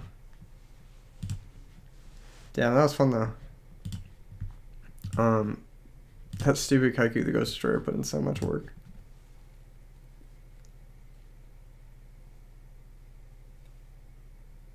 Teledad hype, bro. I want my shill master on stream, but I can dummy the pro. Please shill. Please shill. Tell me what they want, what you want them to look up. There's like 30 people here anyway. It doesn't matter, like, but I mean, yeah, if 30 more people watch your stuff. What's up, Brian? How's it going? Check out Ron on YouTube. I believe he has a channel, and I watch it. I believe. I don't know. He'll type it. Tell them what you want to look up. Ramen Noodles TCG. Look it up.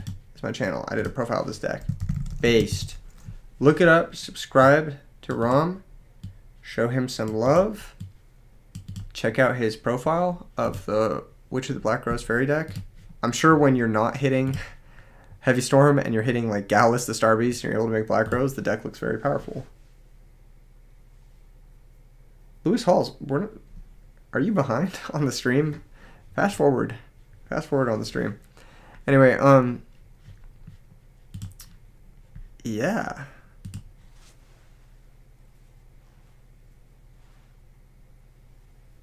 Hype shit. Climbed up to top 1,000 last season on DB Ladder. How many people are on DB Ladder?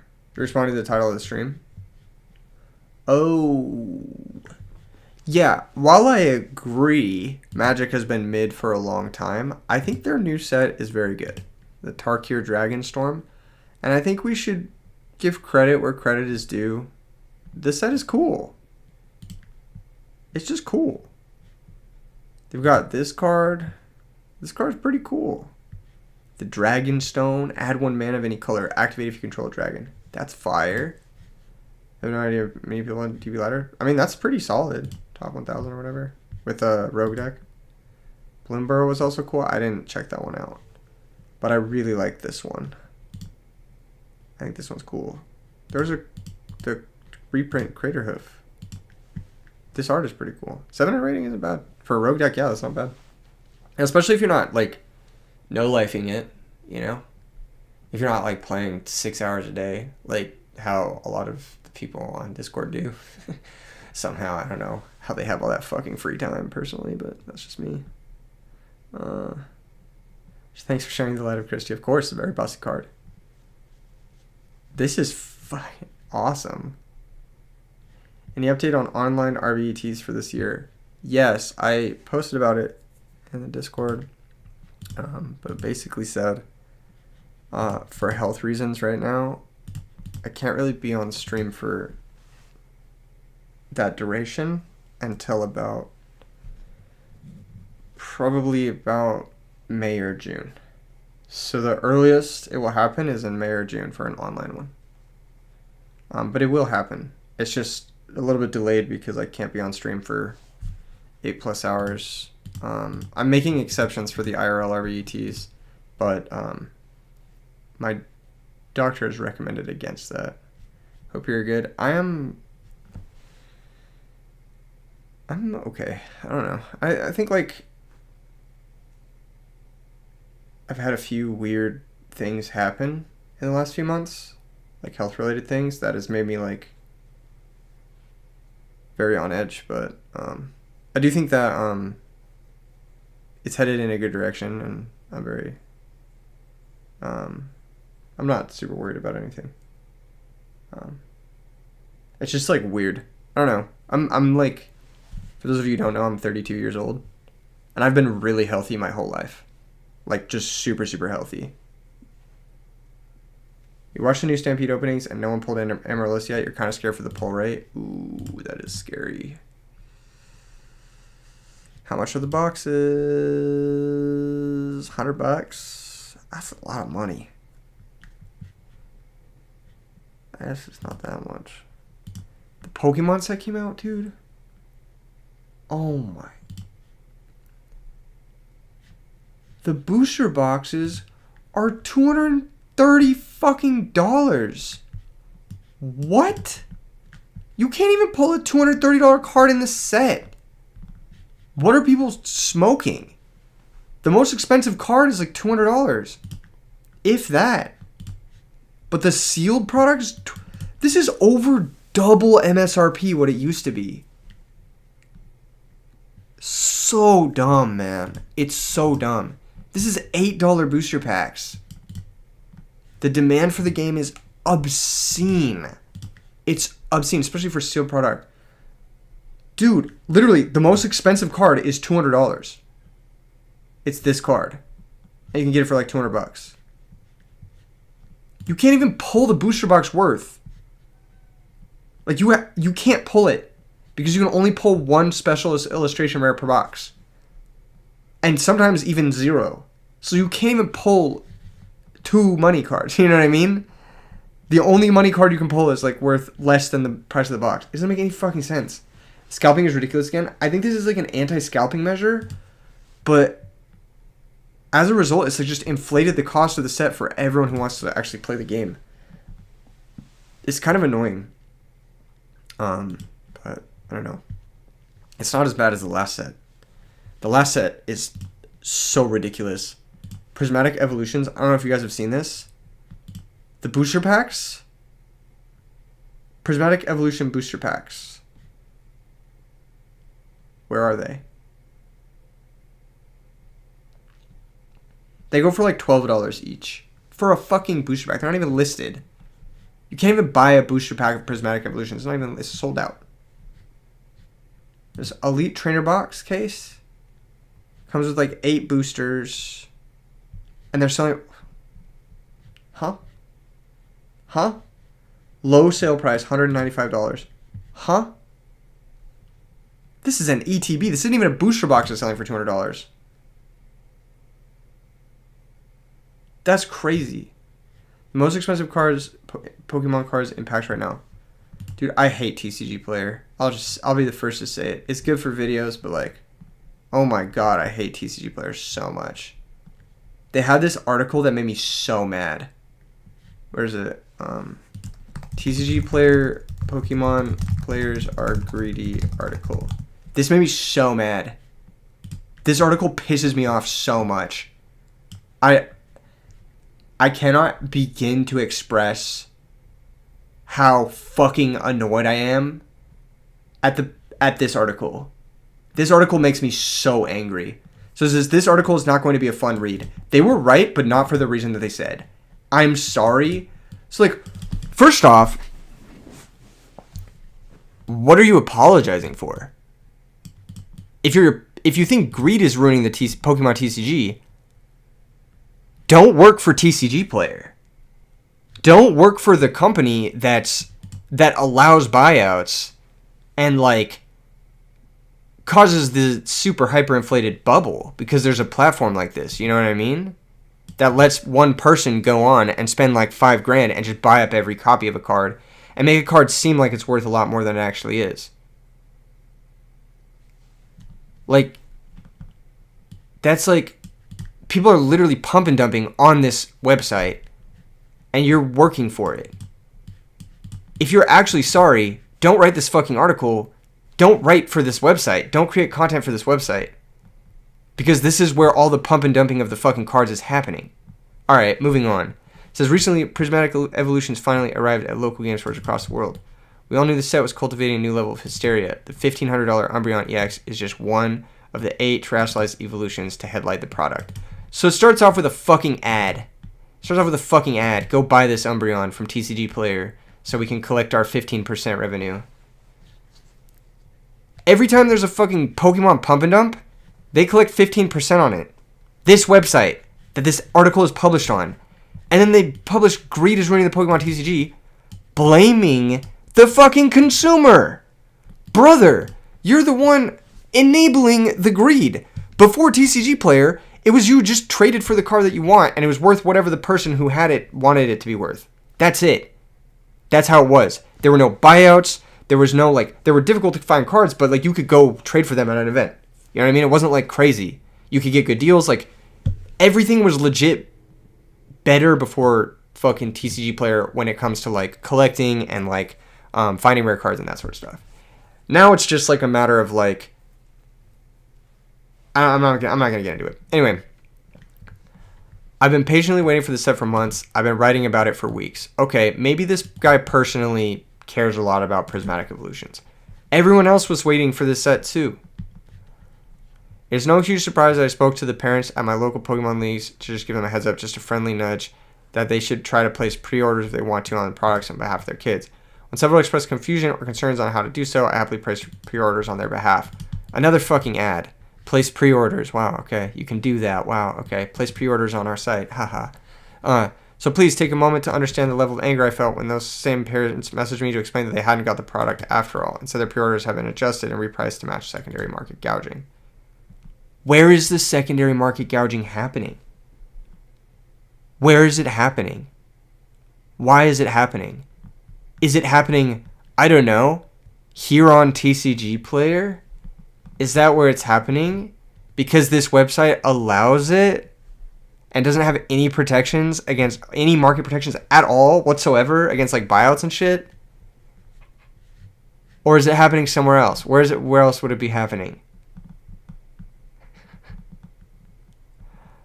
No, let's blame people for using the pump and dump website to pump and dump. Let's blame them. Let's shame them. Since that works, since that's effective, there's something fundamentally immoral about choosing to hyperinflate prices. Brother, you're posting that on the pump and dump website. This website is where people go to pump and dump these cards. Like, that's literally it. Like, this Umbreon EX card, I'm going to go to it real quick. This card is not played in a single competitive deck. This is purely a collector's card. This card is not worth $1,500. I'll just say that much. This set had an incredibly low print run, and people were going to pump and dump it. That's it. That's pretty much it. Everyone who has one of these doesn't want to sell it because they think it's worth more than $1,500. So it's just like this fucking weird bubble. But this card's not worth that. It's just not. I don't know. Maybe there are enough people who actually would spend that much money on it, but that shit's crazy. But if there actually are people that would spend this much money on it, then, like, if you think that this Umbreon EX is going to be anything like the last Umbreon EX that's been pump and dumped over and over again, this Umbreon, which has been pump and dumped over and over and over again on this website. Oh, they're not even showing the data. Crazy.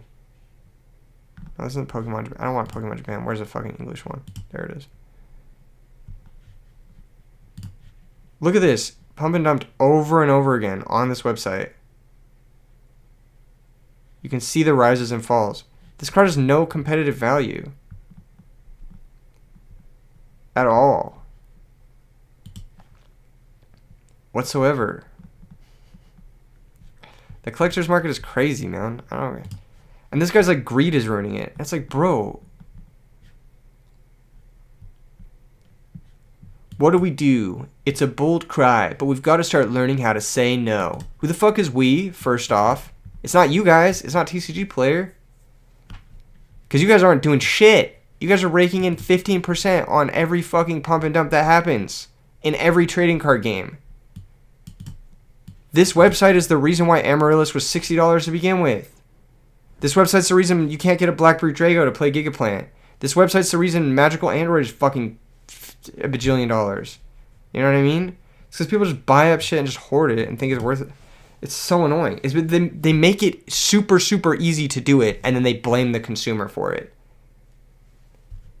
I do not like this article. This is very bad. This is a very bad article. This is like, how are you going to tell me the card is worth something and then shame me for buying the product that it's in? $1,500 is fucking life-changing money in a lot of countries. And in a lot of, even in America, $1,500 is a life-changing money. That's the difference between eating for a month and not. That's the difference between, like, getting important dental work done or getting an important surgery done. You know what I mean? Like, $1,500 is a lot of money. How are you going to fucking start the article off by saying the Umbreon is worth $1,500, then blame people for buying the booster packs?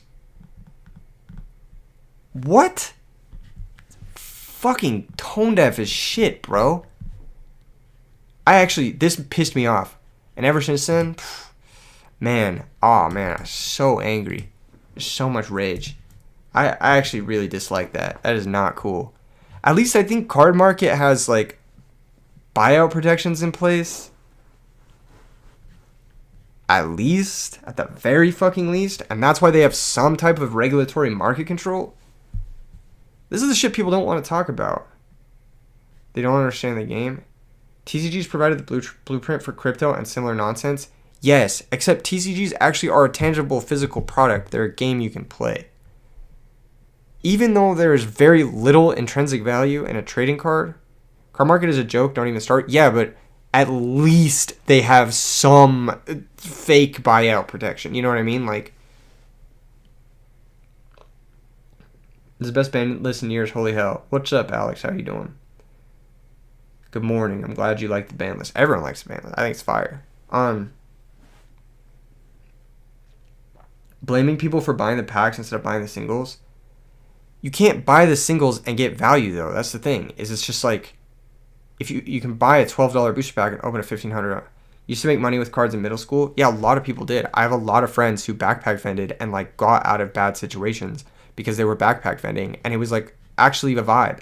And you know how many people can do that nowadays because of TCG Player? So many less. It's just like, they've just, like, streamlined this fucking pump and dump shit that, like, you know, I feel like a backpack vendor provided a service. TCG Player also provides a service. I think it's good for, like, to have, like, a place where you can go get, like, let's say I need, like, an Ultra Ball. Or I just need, like, a fucking common Ultra Ball or something like that. Well, they don't even have it on this page. But let's just say I need like a fucking common Ultra Ball. I can just go to a place and get like a 12-cent card and not have to worry about like dealing with a whole bunch of other stuff. And it's all kind of centralized. That's like fine, you know what I mean? But not having like buyout protections in place and then blaming consumers for buying stuff out is crazy. It's like you provided the conditions for people to be able to do that. How can you blame them for something that it's like blaming them for something that you created. TCG Player, it kind of ruined collecting in a lot of ways because like if you want something now, it's just a matter of money. Whereas like before, you had to actually like search and like trade and like find cards. And maybe one person had the card, another person didn't have a card. It was like kind of fun. You know, it was kind of like a scavenger hunt. And now it's just like pump and dump central, basically. And like, I know vendors are suffering from it, right? Because now they're just bleeding 15% on every sale to TCG, big TCG Player, you know what I mean? But if you're not on TCG Player, then, you know, you don't get sales, you know what I mean? So, I don't know. It just hurts a lot of local shops. I know a lot of local shops went out of business ever since TCG Player because they just can't keep up with the lowest market price. So it just puts a lot of local shops out of business. Nah, it's fucked up. I actually don't like the site. I'm gonna be honest. I use it a lot and I don't like it. It's that meme where it's like, yeah, you participate in TCG Player. That's why there's so many card games. Meta was a big flop. What do you mean Meta was a big flop? Are you talking about Facebook? Or... Oh, MetaZoo. Yeah. Yeah, no, card games are incredibly lucrative. You're selling printed paper. You're just printing money. You're printing secondary currency. Yes, very, very lucrative, yes. The card games MetaZoo. Flop because it was a crappy card game nobody wanted to play. Yeah, you do have to invest into R&D. Or you have to have a crazy IP like Disney backing you, or One Piece. But that really bothered me. It's just like, it's like, man, this used to be kind of cool, and now it's like annoying. You know what else is annoying? Is these fucks will like rip my shit from a video. They'll rip a deck list from my videos and not even credit me. And they'll write an article about it. The fucking website that makes 15% on every TCG sale will come to me, a content creator, rip deck lists from my fucking thing to sell their cards on their website. And then they'll deny me a fucking affiliate link. I applied for an affiliate link for TCG Player. I'm like, fine. You know what? At least I should get the fucking affiliate marketing from it. But no, they denied it. And I'm just like, bro, I am the biggest Edison format content creator. Your own content creators fucking steal my content and repost it. And I can't be an affiliate marketer? Like, hello? I'm not very family friendly, which is fair. But, like, at the same time, it's like, it's insane. Like, the lengths that these people will go to like, fucking whitewash shit. Buying a lot of bulk cards you need, but it's cringe what happens to high value cards. Yeah, I think it's not worth the trade-off. Aren't you the one that really brought Eddie life? Thank you for the membership, Morgan. I am exactly the one. Thank you so much for the membership. Enjoy the members only content. We got some banger members only content coming later this week. So, much appreciated. And enjoy the emotes. There's a bunch of emotes too. Yes, I am. So it's like fucking frustrating. Not that like, I'll say like I put a lot of work into the revival of the format. I didn't create Edison format. Konami did. Let's be real. You got featured in a TCG Player article once on Boojin. Rom got featured. Where's my fucking feature? Fuck TCG Player. That's all I'm saying. You trying to see that Hidden Heaven vid? Which one's... Oh, the Horn of Heaven vid. Yeah, that one's like... I watched a highlighter player play a couple of games with the Horn of Heaven deck. But I'm gonna make another one with the Horn of Heaven deck later this week for members. Because I think that deck is fun and exciting. And I love playing it. And it's exciting to watch. It's actually a cool deck to watch too as well. Perfect? Hell yeah. Yeah. Fuck TCG Player. They steal my shit. They don't link your channel? Yeah, they don't, yeah. It's because I'm not very family friendly, or it's because I speak my mind maybe, or I don't know. I legit don't know. But there'll be like deck lists. Like there was an article that I read recently that was like an Edison one, and there were 3 deck lists. One of them was from Carpath, one of them was from someone else, and one of them was from me.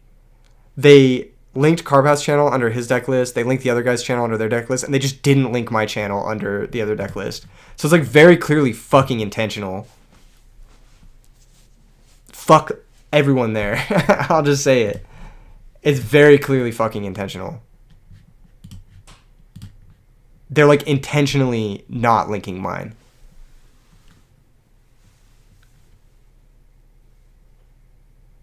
Scream while playing X card to take less damage. Yeah, it's kind of nuts. Those types of gimmicks don't really go over so well. They didn't go over so well in Magic the Gathering, and I think like them getting phased out is probably for the best. It's like exploding kittens type vibe. What were we talking about? Oh, fuck, TCG player. Yeah, that's actually crazy. MetaZoo. I don't know. Pokemon rules.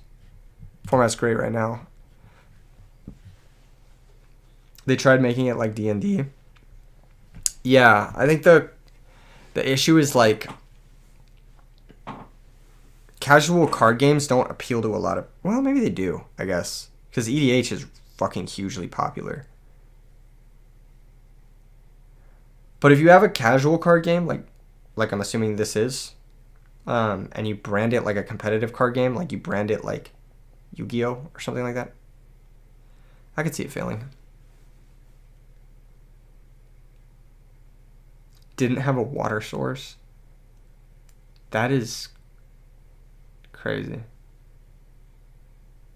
Over a cactus for a MetaZoo tournament? That's fucking nuts.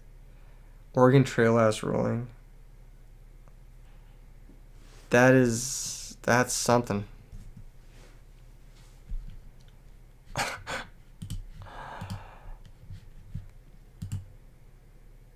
Anyway. The best tech cards for YCS Houston. The most expensive Pokemon cards in packs right now. But don't buy the packs because then you'll be greedy and you'll be shamed by TCG Player Infinite.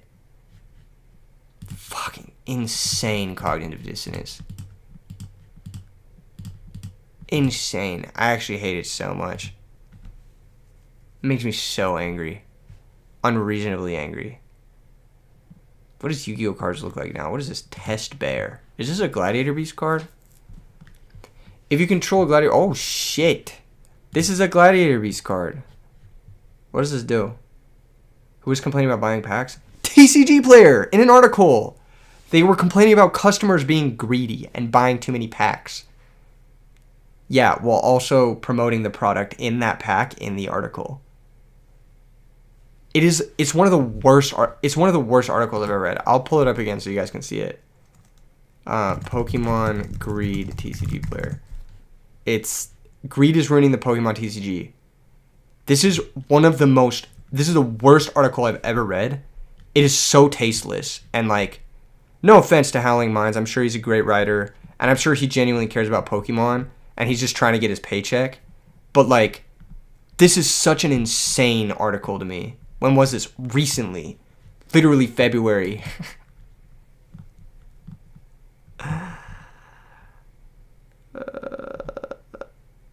He starts it off by saying, this card is worth $1,500.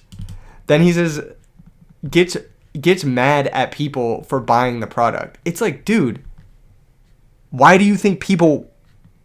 How are you missing the fact that, yeah, if the product is worth $1,500... people are going to fucking buy it. Like, they're going to try and get this $1,500 product because that's life-changing money. You know what I mean? And, like, there's no way to, like, get that sort of immediate bag outside of this sort of, like, fucking Gamba shit. You know what I mean? It's like you can buy fucking scratchers or whatever, but you can... it's hard to say, but the winning lottery ticket is, I don't know, guaranteed to a certain degree. You know what I mean? It's like a smaller payout, but it's more guaranteed. I don't know. This is not greed that's ruining Pokemon TCG. It's fucking TCG player that's ruining it. But yeah, Test Bear. If you control a Gladiator Beast monster, special summon from the deck or extra deck. Special summon this card from your hand. You can only special summon one Test Bear once per turn this way. I hate how every modern Yu-Gi-Oh has this effect. Hard once per turn is the worst thing that happened to modern Yu-Gi-Oh. It's artificial complexity. Why do I want to play a card that I have to remember static clause on every single fucking card I use? You can tribute this card, then shuffle Gladiator Beast monster from your hand or face up field the extra deck. Special summon up to 2 Gladiator Beast monsters from your deck. I like Pearly. Is it not hard once per turn? Is that why? I don't think I'd like Pearly because every card looks exactly the same. The art is mid.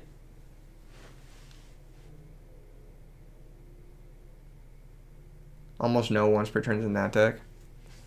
No, I just think once per turns is stupid. Just limit every card at that point. God. It's so dumb. And every card has this line of text. So you have to remember it.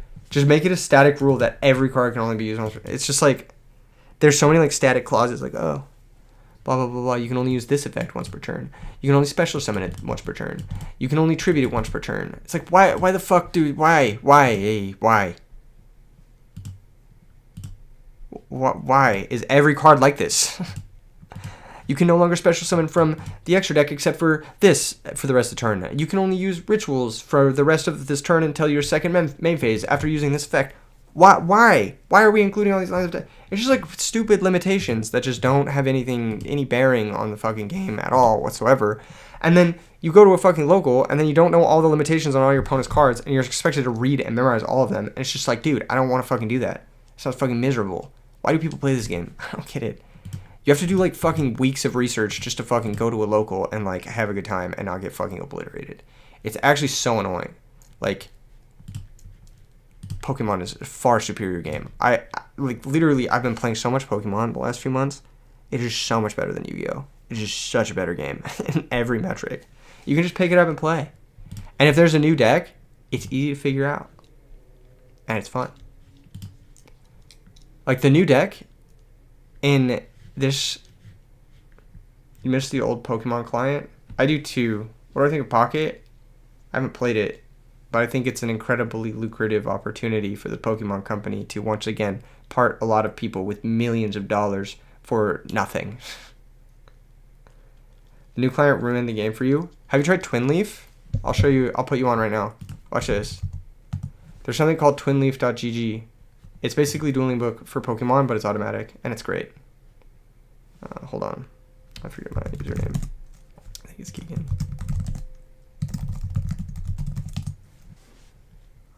Yeah. You can just go on. You can just play games. You can build decks. It's fucking cool. It's kind of buggy, but and you need to play with friends. There's no like great ladder as of right now. Like there's only so many. There's like fucking 10 people online, but not a lot of people know about this. So if you just go to twinleaf.gg, I believe. Pokemon seems less interactive. That's where you're fucking wrong, Got Rose. That's where you're fucking wrong. I'll tell you right now, Pokemon is the most interactive game. Why? Because every player gets a turn. In Yu-Gi-Oh, if I go second and my opponent uses Dimension Shifter, I just fucking lose. I just fucking lose the game. Oh, okay. Well, this card got limited to 1. But you know what? You get the point. You know what I'm saying? Like, you can't really get shut out of the game on turn 1 in Pokemon. You get to play a full game. So no matter what, you and your opponent will interact and go back and forth. That to me is interaction. Interaction is not setting solemn judgment, setting solemn warning, and just saying good luck, have fun. Or just deck dev, hit your entire hand before you even have a turn. You mean there's no interruptions? Okay, that's where you're getting at. Is there's no interruptions? Yes, but it is interactive. It's a very interactive game. It is a very, very interactive game. And the better player wins a higher percentage of the time in Pokemon than in Yu-Gi-Oh. So it's more skill intensive and less luck based than Yu-Gi-Oh. So it's just a better game. It's just more fun, in my opinion. Some people don't enjoy it as much, and that's valid. They want to build like chain links and shit like that. I don't think interruptions make for necessarily better gameplay. And that's like my super hot take. I don't think having cards where I can completely skip your turn and then just take an extra turn make for better gameplay, generally speaking. Like, let's say in Pokemon there's a card that takes away your opponent's once per turn action. Those cards are usually very broken and like either banned or never reprinted. Or never printed to begin with. Like, there is no card that takes away a supporter. There's no card that... There are cards that, like, maybe limit or, like, hurt people for attaching energies or something like that. But there's no card that straight up just says your opponent can't play energies next turn. You know what I mean? That sort of stuff doesn't exist. Because... Or not because, but that's, like... That's what I like about the game, is that you always get a chance. And there's always a game that gets played out. And there's no, like, there's donking, which is the game's version of FTKs, which definitely does come up. Voodoo item lock is not real. Okay, so, first off, voodoo item lock, how do I say it? It is real. It's a part of the metagame, but it's like, items are not, they're like, maybe 25% of the trainers that you play, maybe. And you can just play them going first. Like, you're not going to get locked going first. You always get a chance to play your items first. So you can just play your items before the Voodoo locks you if it's in play. And then Voodoo is also 30 hit points and only does 10. So, like, your opponent has to give up their attack and a prize to lock you for one turn. It's a very real trade-off. It's a very, very real trade-off. Yeah, and you can definitely still play the game. Yeah, you can definitely still play the game. Items are like, you can just burn them. They're like spell cards, basically. Yeah, they're just like normal spells. And you can just burn them. So, like, if you see a Voodoo, or if you see a deck that plays Voodoo, you can just play your items. It's, like, not that hard to play around. That's, like, the only thing that I think people are concerned with now. But generally speaking, like, they never take away your once per turn shit. They never take away your supporters, your energies, your attacks. Like, taking away attacks is actually a big part of the game, because if you can cut your opponent off of attackers, then you can take away one of their once per turn actions. But you actually have to, like, navigate difficult positions to get to that point. Whereas in Yu-Gi-Oh!, if I just set a bottomless trap hole, there's a good chance I'm just skipping your entire turn. What do I think of the new Iono cards? I don't know. I haven't read through them that much. Where are they? They were here on TCG Player, right? Oh, Iono's Belly Bolt. As often as you like, you can attach a basic energy from your hand to one of your Iono's Pokemon. That's a stage 1. Okay, being an evolution obviously complicates it. But the stats are pretty good, and the ability is pretty good. What else does she have? She has the Belly Bolt. She has the Watt card, right? There's a Watt card. Kilowatt Trail, that's what it is. What does it do? It has discarded basic lightning energy and reduces its ability. Draw until you have 6 cards in your hand. That's pretty good. I don't think it's good. What's up, questioning? How you doing? I don't think it's good still. Let me look this up. I don't know. What else has she got? Is it just those 2 cards? Did she get any other cards?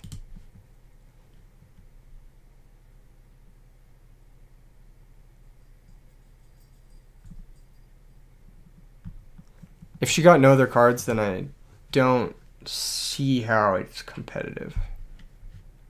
She got a Voltorb Electrode. This Pokemon deals 100 damage to itself. Flip a coin of heads, your opponent's knocked out. That's not very good. What's the best deck in Pokemon right now?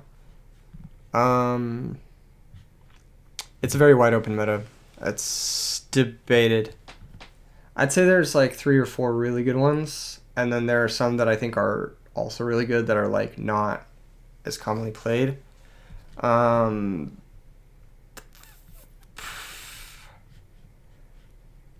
I'd say Wall decks are annoying. Yeah, you always got to tech for those. But thankfully all the walls in the format are pretty specific. Probably Dragapult or Terra Toolbox. Dragapult is good. Terra Toolbox is good. They're definitely in the top 5. They're the top 5 most played. I don't know if they're... The Terra Toolbox deck is very good. I think that deck is very good. That deck, I think Raging Bolts is very good. Thoughts on Edison format trending towards combos and floodgates? I think people are just looking for exciting new shit. And combos make for good YouTube videos, so. Yeah, I don't know. I think Edison format will always still be kind of this perfect thing.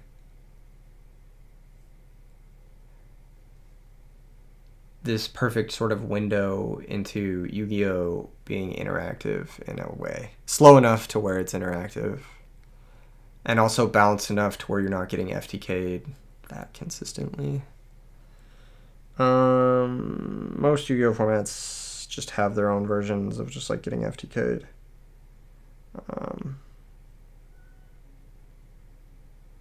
Yeah, I don't know. Edison is the only Yu-Gi-Oh! You play now? Yeah. That is probably the only Yu-Gi-Oh! A lot of people play now. And for good reason. The format's great. I don't know. I don't know what my thoughts are on it. If someone really cracks those combos and kills the format, then that'd be crazy. But I just don't see that really happening. I mean, Gigabytes is really strong. But I think the meta can always adapt, so... It's like not so strong that the meta won't adapt.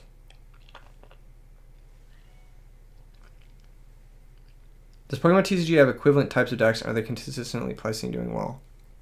So Pokemon TCG has a different sort of structure than...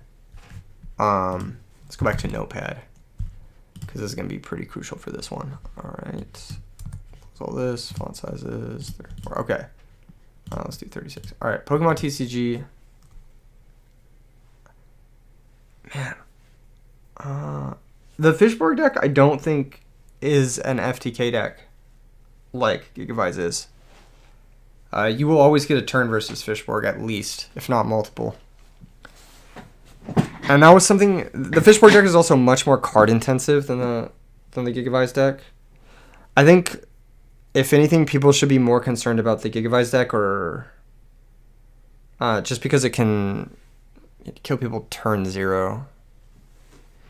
It's functionally an FTK deck. Okay, so in Pokemon you have like... In Yu-Gi-Oh! I'd say you have like aggro decks, Black Wings, aggro combo, Gigabytes, and then like control decks, probably Quick Draw, Fairies. And then like, I don't know, graveyard decks, kind of. Like Lightsworn, etc. Gigabytes just ain't ready for your Lava Golem. Yeah, Lava Golem's pretty good against Gigabytes too. Okay, so this is like kind of like your breakdown in Yu-Gi-Oh! In Pokemon, it's a little different. So you have one Prizer decks, which don't really exist right now. Actually, they do. Like Slowking, Azumarill, and these have been doing really well online. These two decks. Then you have two Prizer decks. I'll say even like Ancient Baby. Two Prizer decks like Dragapult, Terrapagos,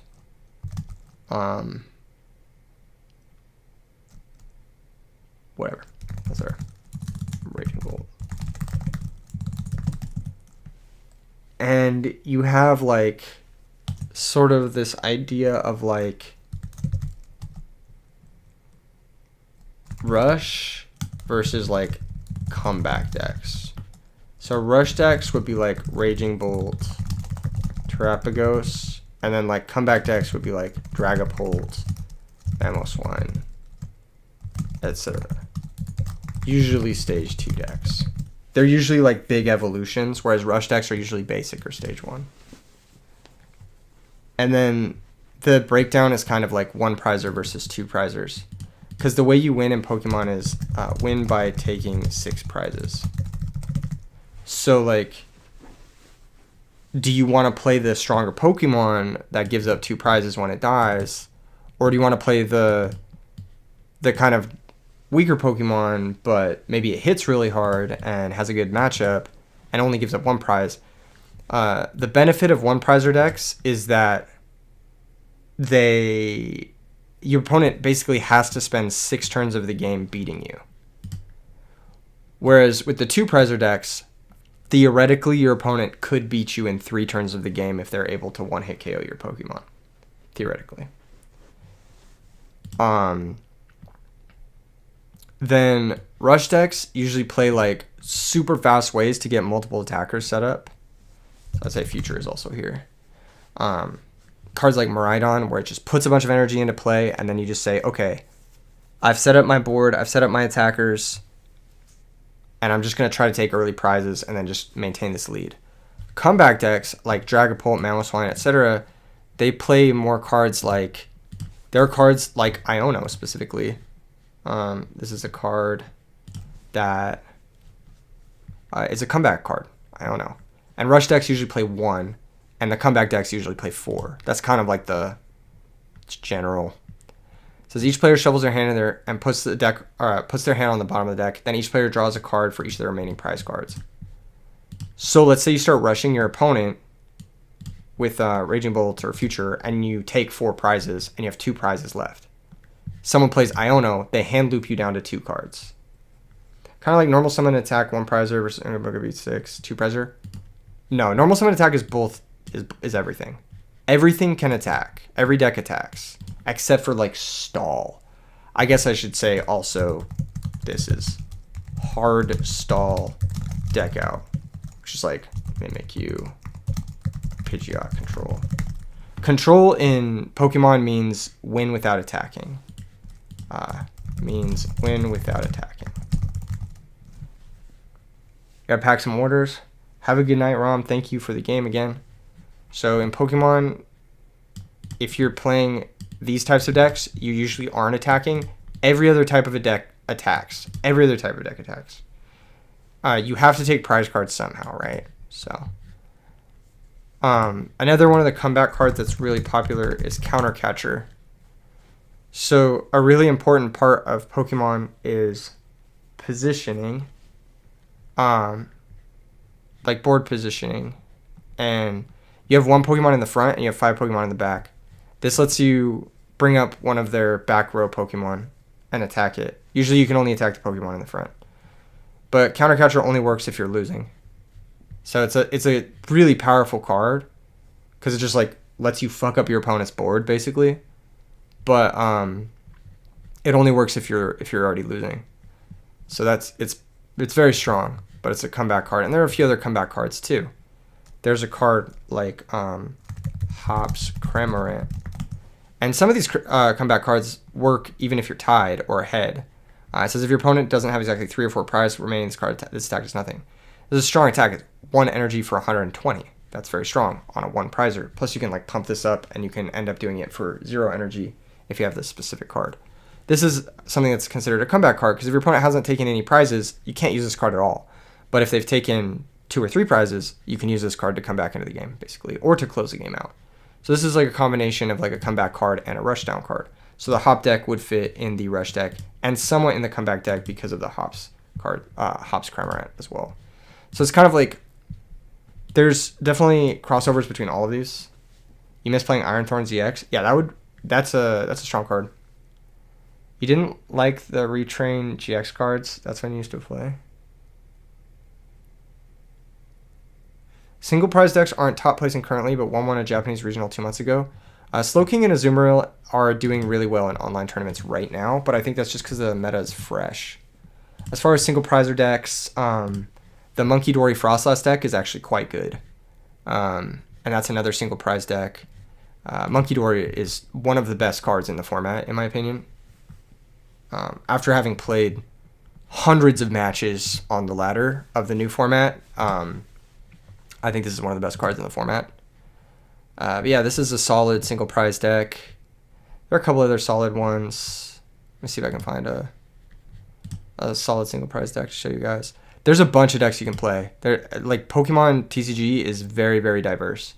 So you can play like a whole bunch of different decks. What is this? 100 codes just happened. Okay. What the fuck? No lists? The fuck is this no list shit? Who cares if there's no list? Alright, I was just looking at this one. Just woke up from work and the stream is still going. Based. What's up, Brian? How you doing? Alright, let's see. No lists. Oh my god, why even publish it? Who asked? Let's see this shit. Okay, we got lists. See, there's another one prizer deck here. Mimikyu is kind of like a one prizer deck. It's a stall deck. Oh, this one isn't. This one plays Milotic and Fairy Giraffe. So it's like half Mimikyu. Is there a Nat Dex kind of format where you can play cards from all sets? Or is it all just hard set rotation? Yes. There is a Nat Dex format. It's called Gym Leader Challenge. Let's see it. Yep. Gym Leader Challenge. It's a fan-made format. You can only play one. It's like Highlander. But you can play from... I believe you can play from everything. If I remember correctly. It was created by a content creator. It was created to be kind of like the EDH or Popper. A combination of those two of... and it basically bans every Pokemon with a Roblox. So you can't use like EX Pokemon or Radiant Pokemon or anything that has a Roblox. But it is, I think, infinite. And these are kind of the banned cards. There are some banned cards because some of these cards are just bullshit. This card is so stupid. Each player shuffles all cards in his or her discard pile into his or her deck. Fucking stupid card. This card is so dumb. Oranguru, similar thing. It's just infinite resources. Forest of Giant Plants, it's just speed. Speed Lockout. Chip Ice Axe. I don't know why this is banned. What does this do again? Top 3 cards of your opponent's deck. Choose one of them. Your opponent shuffles the other card's deck. Oh, it stacks your opponent's deck. And then you can just abuse it. Hiker, what does this do? Same thing. Kyogre. Holy shit. That's fucking nuts. Just does 80 damage to everything. Pokemon Research Lab. What is this one? I'm going to search the deck for up to 2 Pokemon that evolve from unidentified fossil. Put them onto their bench. Seems broken. Raikou is probably also the Radiant. Not Radiant. Amazing Rare. Marshadow, it's a hand loop card. And Duskull. This is a Donk. This is an FTK card. Sinisha is a single prize deck. That's interesting. It is. That is a single prize deck. That's interesting. What were we looking at? This one? Okay. Let's see. There's an Azumarill list. So I can show you guys kind of what Azumarill does. It's a single prize Pokemon. It looks cute as fuck. It says if you have any Terra Pokemon in play, you can use its attacks for 1 resource instead of 4. And the attack just does a shitload of damage. So it just hits like a fucking truck. And you don't really care that it damages itself because its hit points is like relatively low for the format. So you don't really care.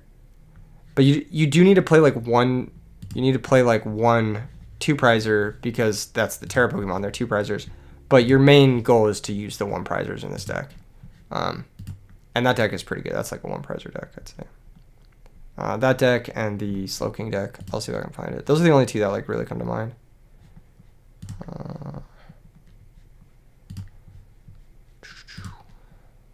What the fuck is this? There we go. Okay. Let's see. Sinisha Ogerpon got 12th at this tournament. Pokemon is like insanely widely supported too. There's like an RBET every single night, which is crazy. 120 is kind of low. Yeah, it's just the scaling of the game is different now. It makes for more depth in gameplay. Like in base set, there's only so many cards that like hit magic numbers or hit weakness or whatever. There's more playable cards because there's a wider variety of numbers that are important and necessary. And then there's also auto KOs in this format. Those multi-card Pokemon see play when they're used 2 to 3 cards for a single art. Yeah, they did see play when they were legal. None of those are legal right now. They're all rotated out, but they do see play. The Mewtwo V Union one saw some play.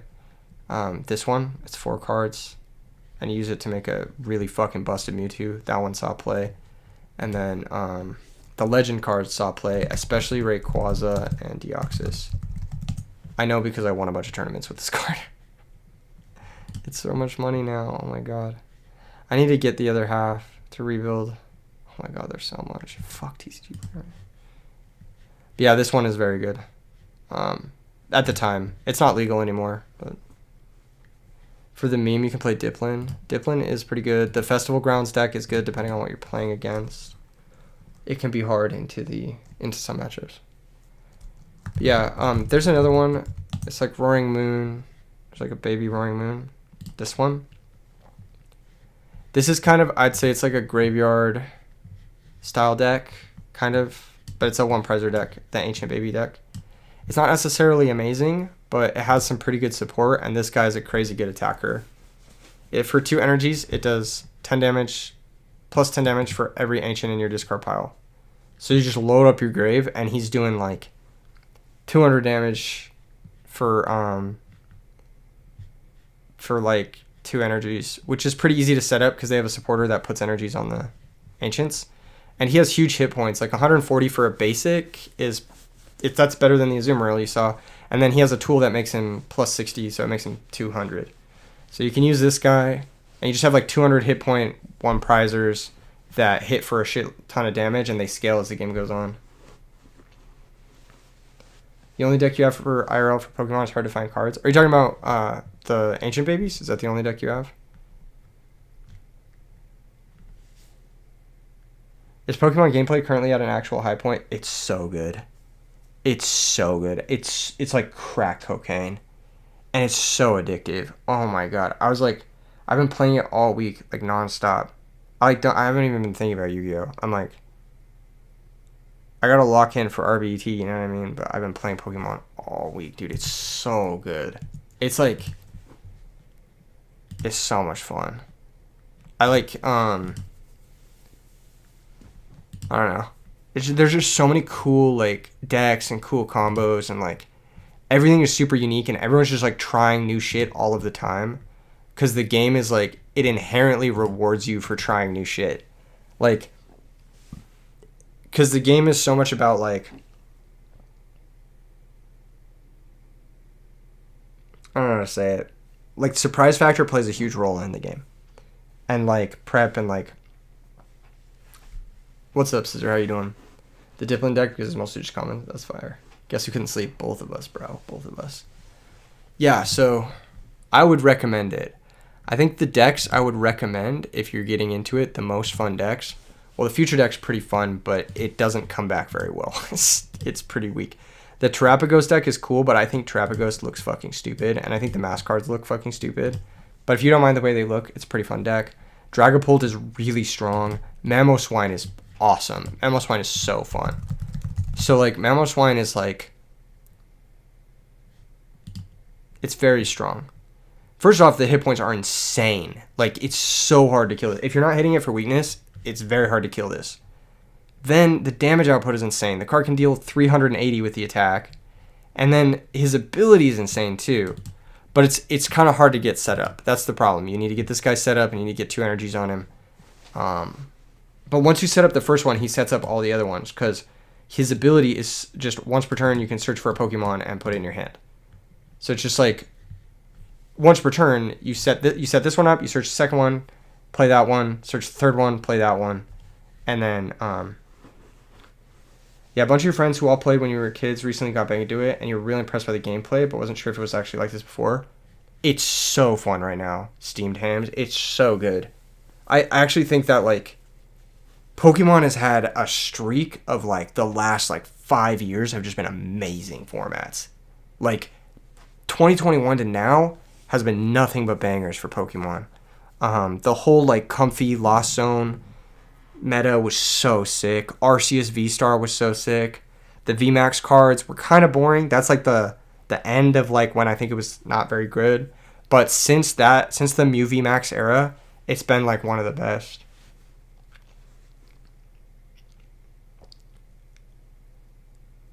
Questioning says, sad you came to New York and you had to work. You plan on coming back? Yes, I do.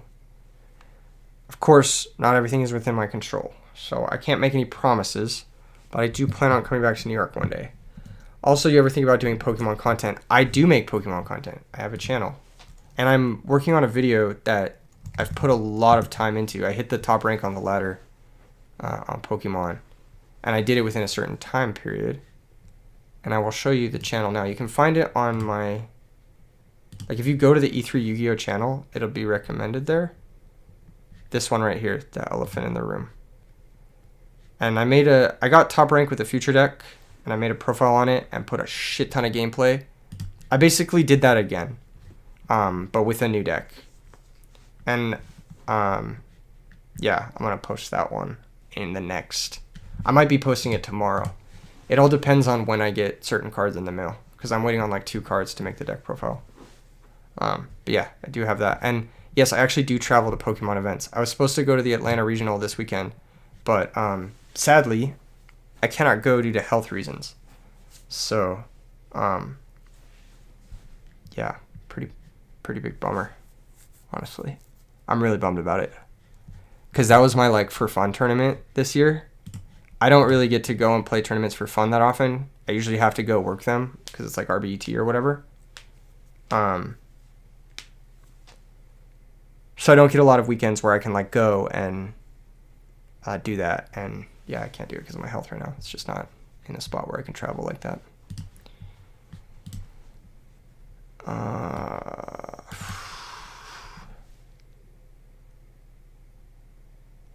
The way you can force interaction now with certain cards is sick. It's so sick. The game is so sick, especially like when you're a little bit more, I think, just experienced with TCG. You really appreciate how good the Pokemon TCG is.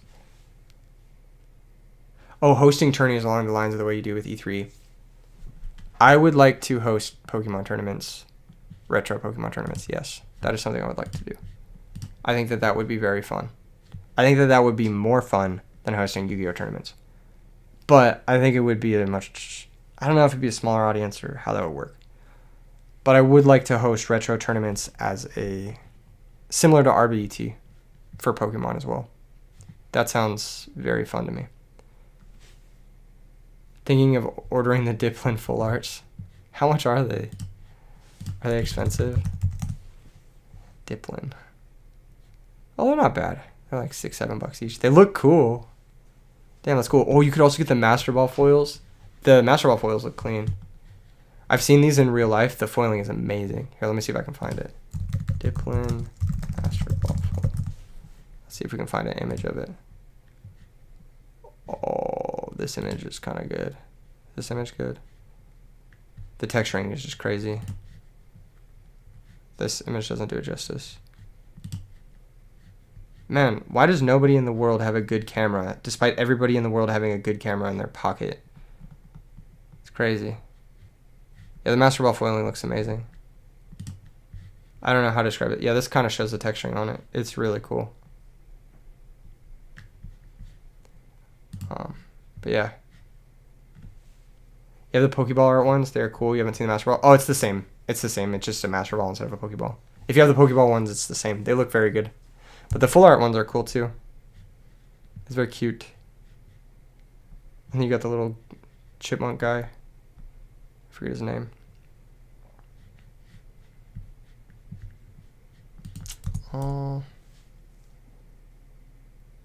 Yeah, I would like to dip more into the Pokemon sphere, in every aspect, competing, content, and tournaments as well. I don't know if I'll go as hard with it as I did with RBET, because I think that that's like kind of, it's killed, not killed, but like, I don't know. RBET is just a lot of work.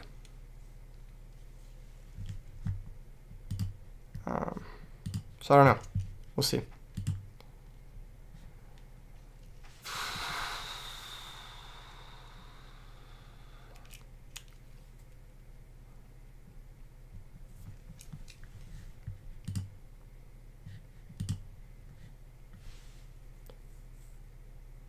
Anyway, I'm going to go to bed. It's gotten late, and TCG summer is here. So we're going to be doing more streams, more content, more everything. Sign up for RBT Vegas if you're watching this, whatever.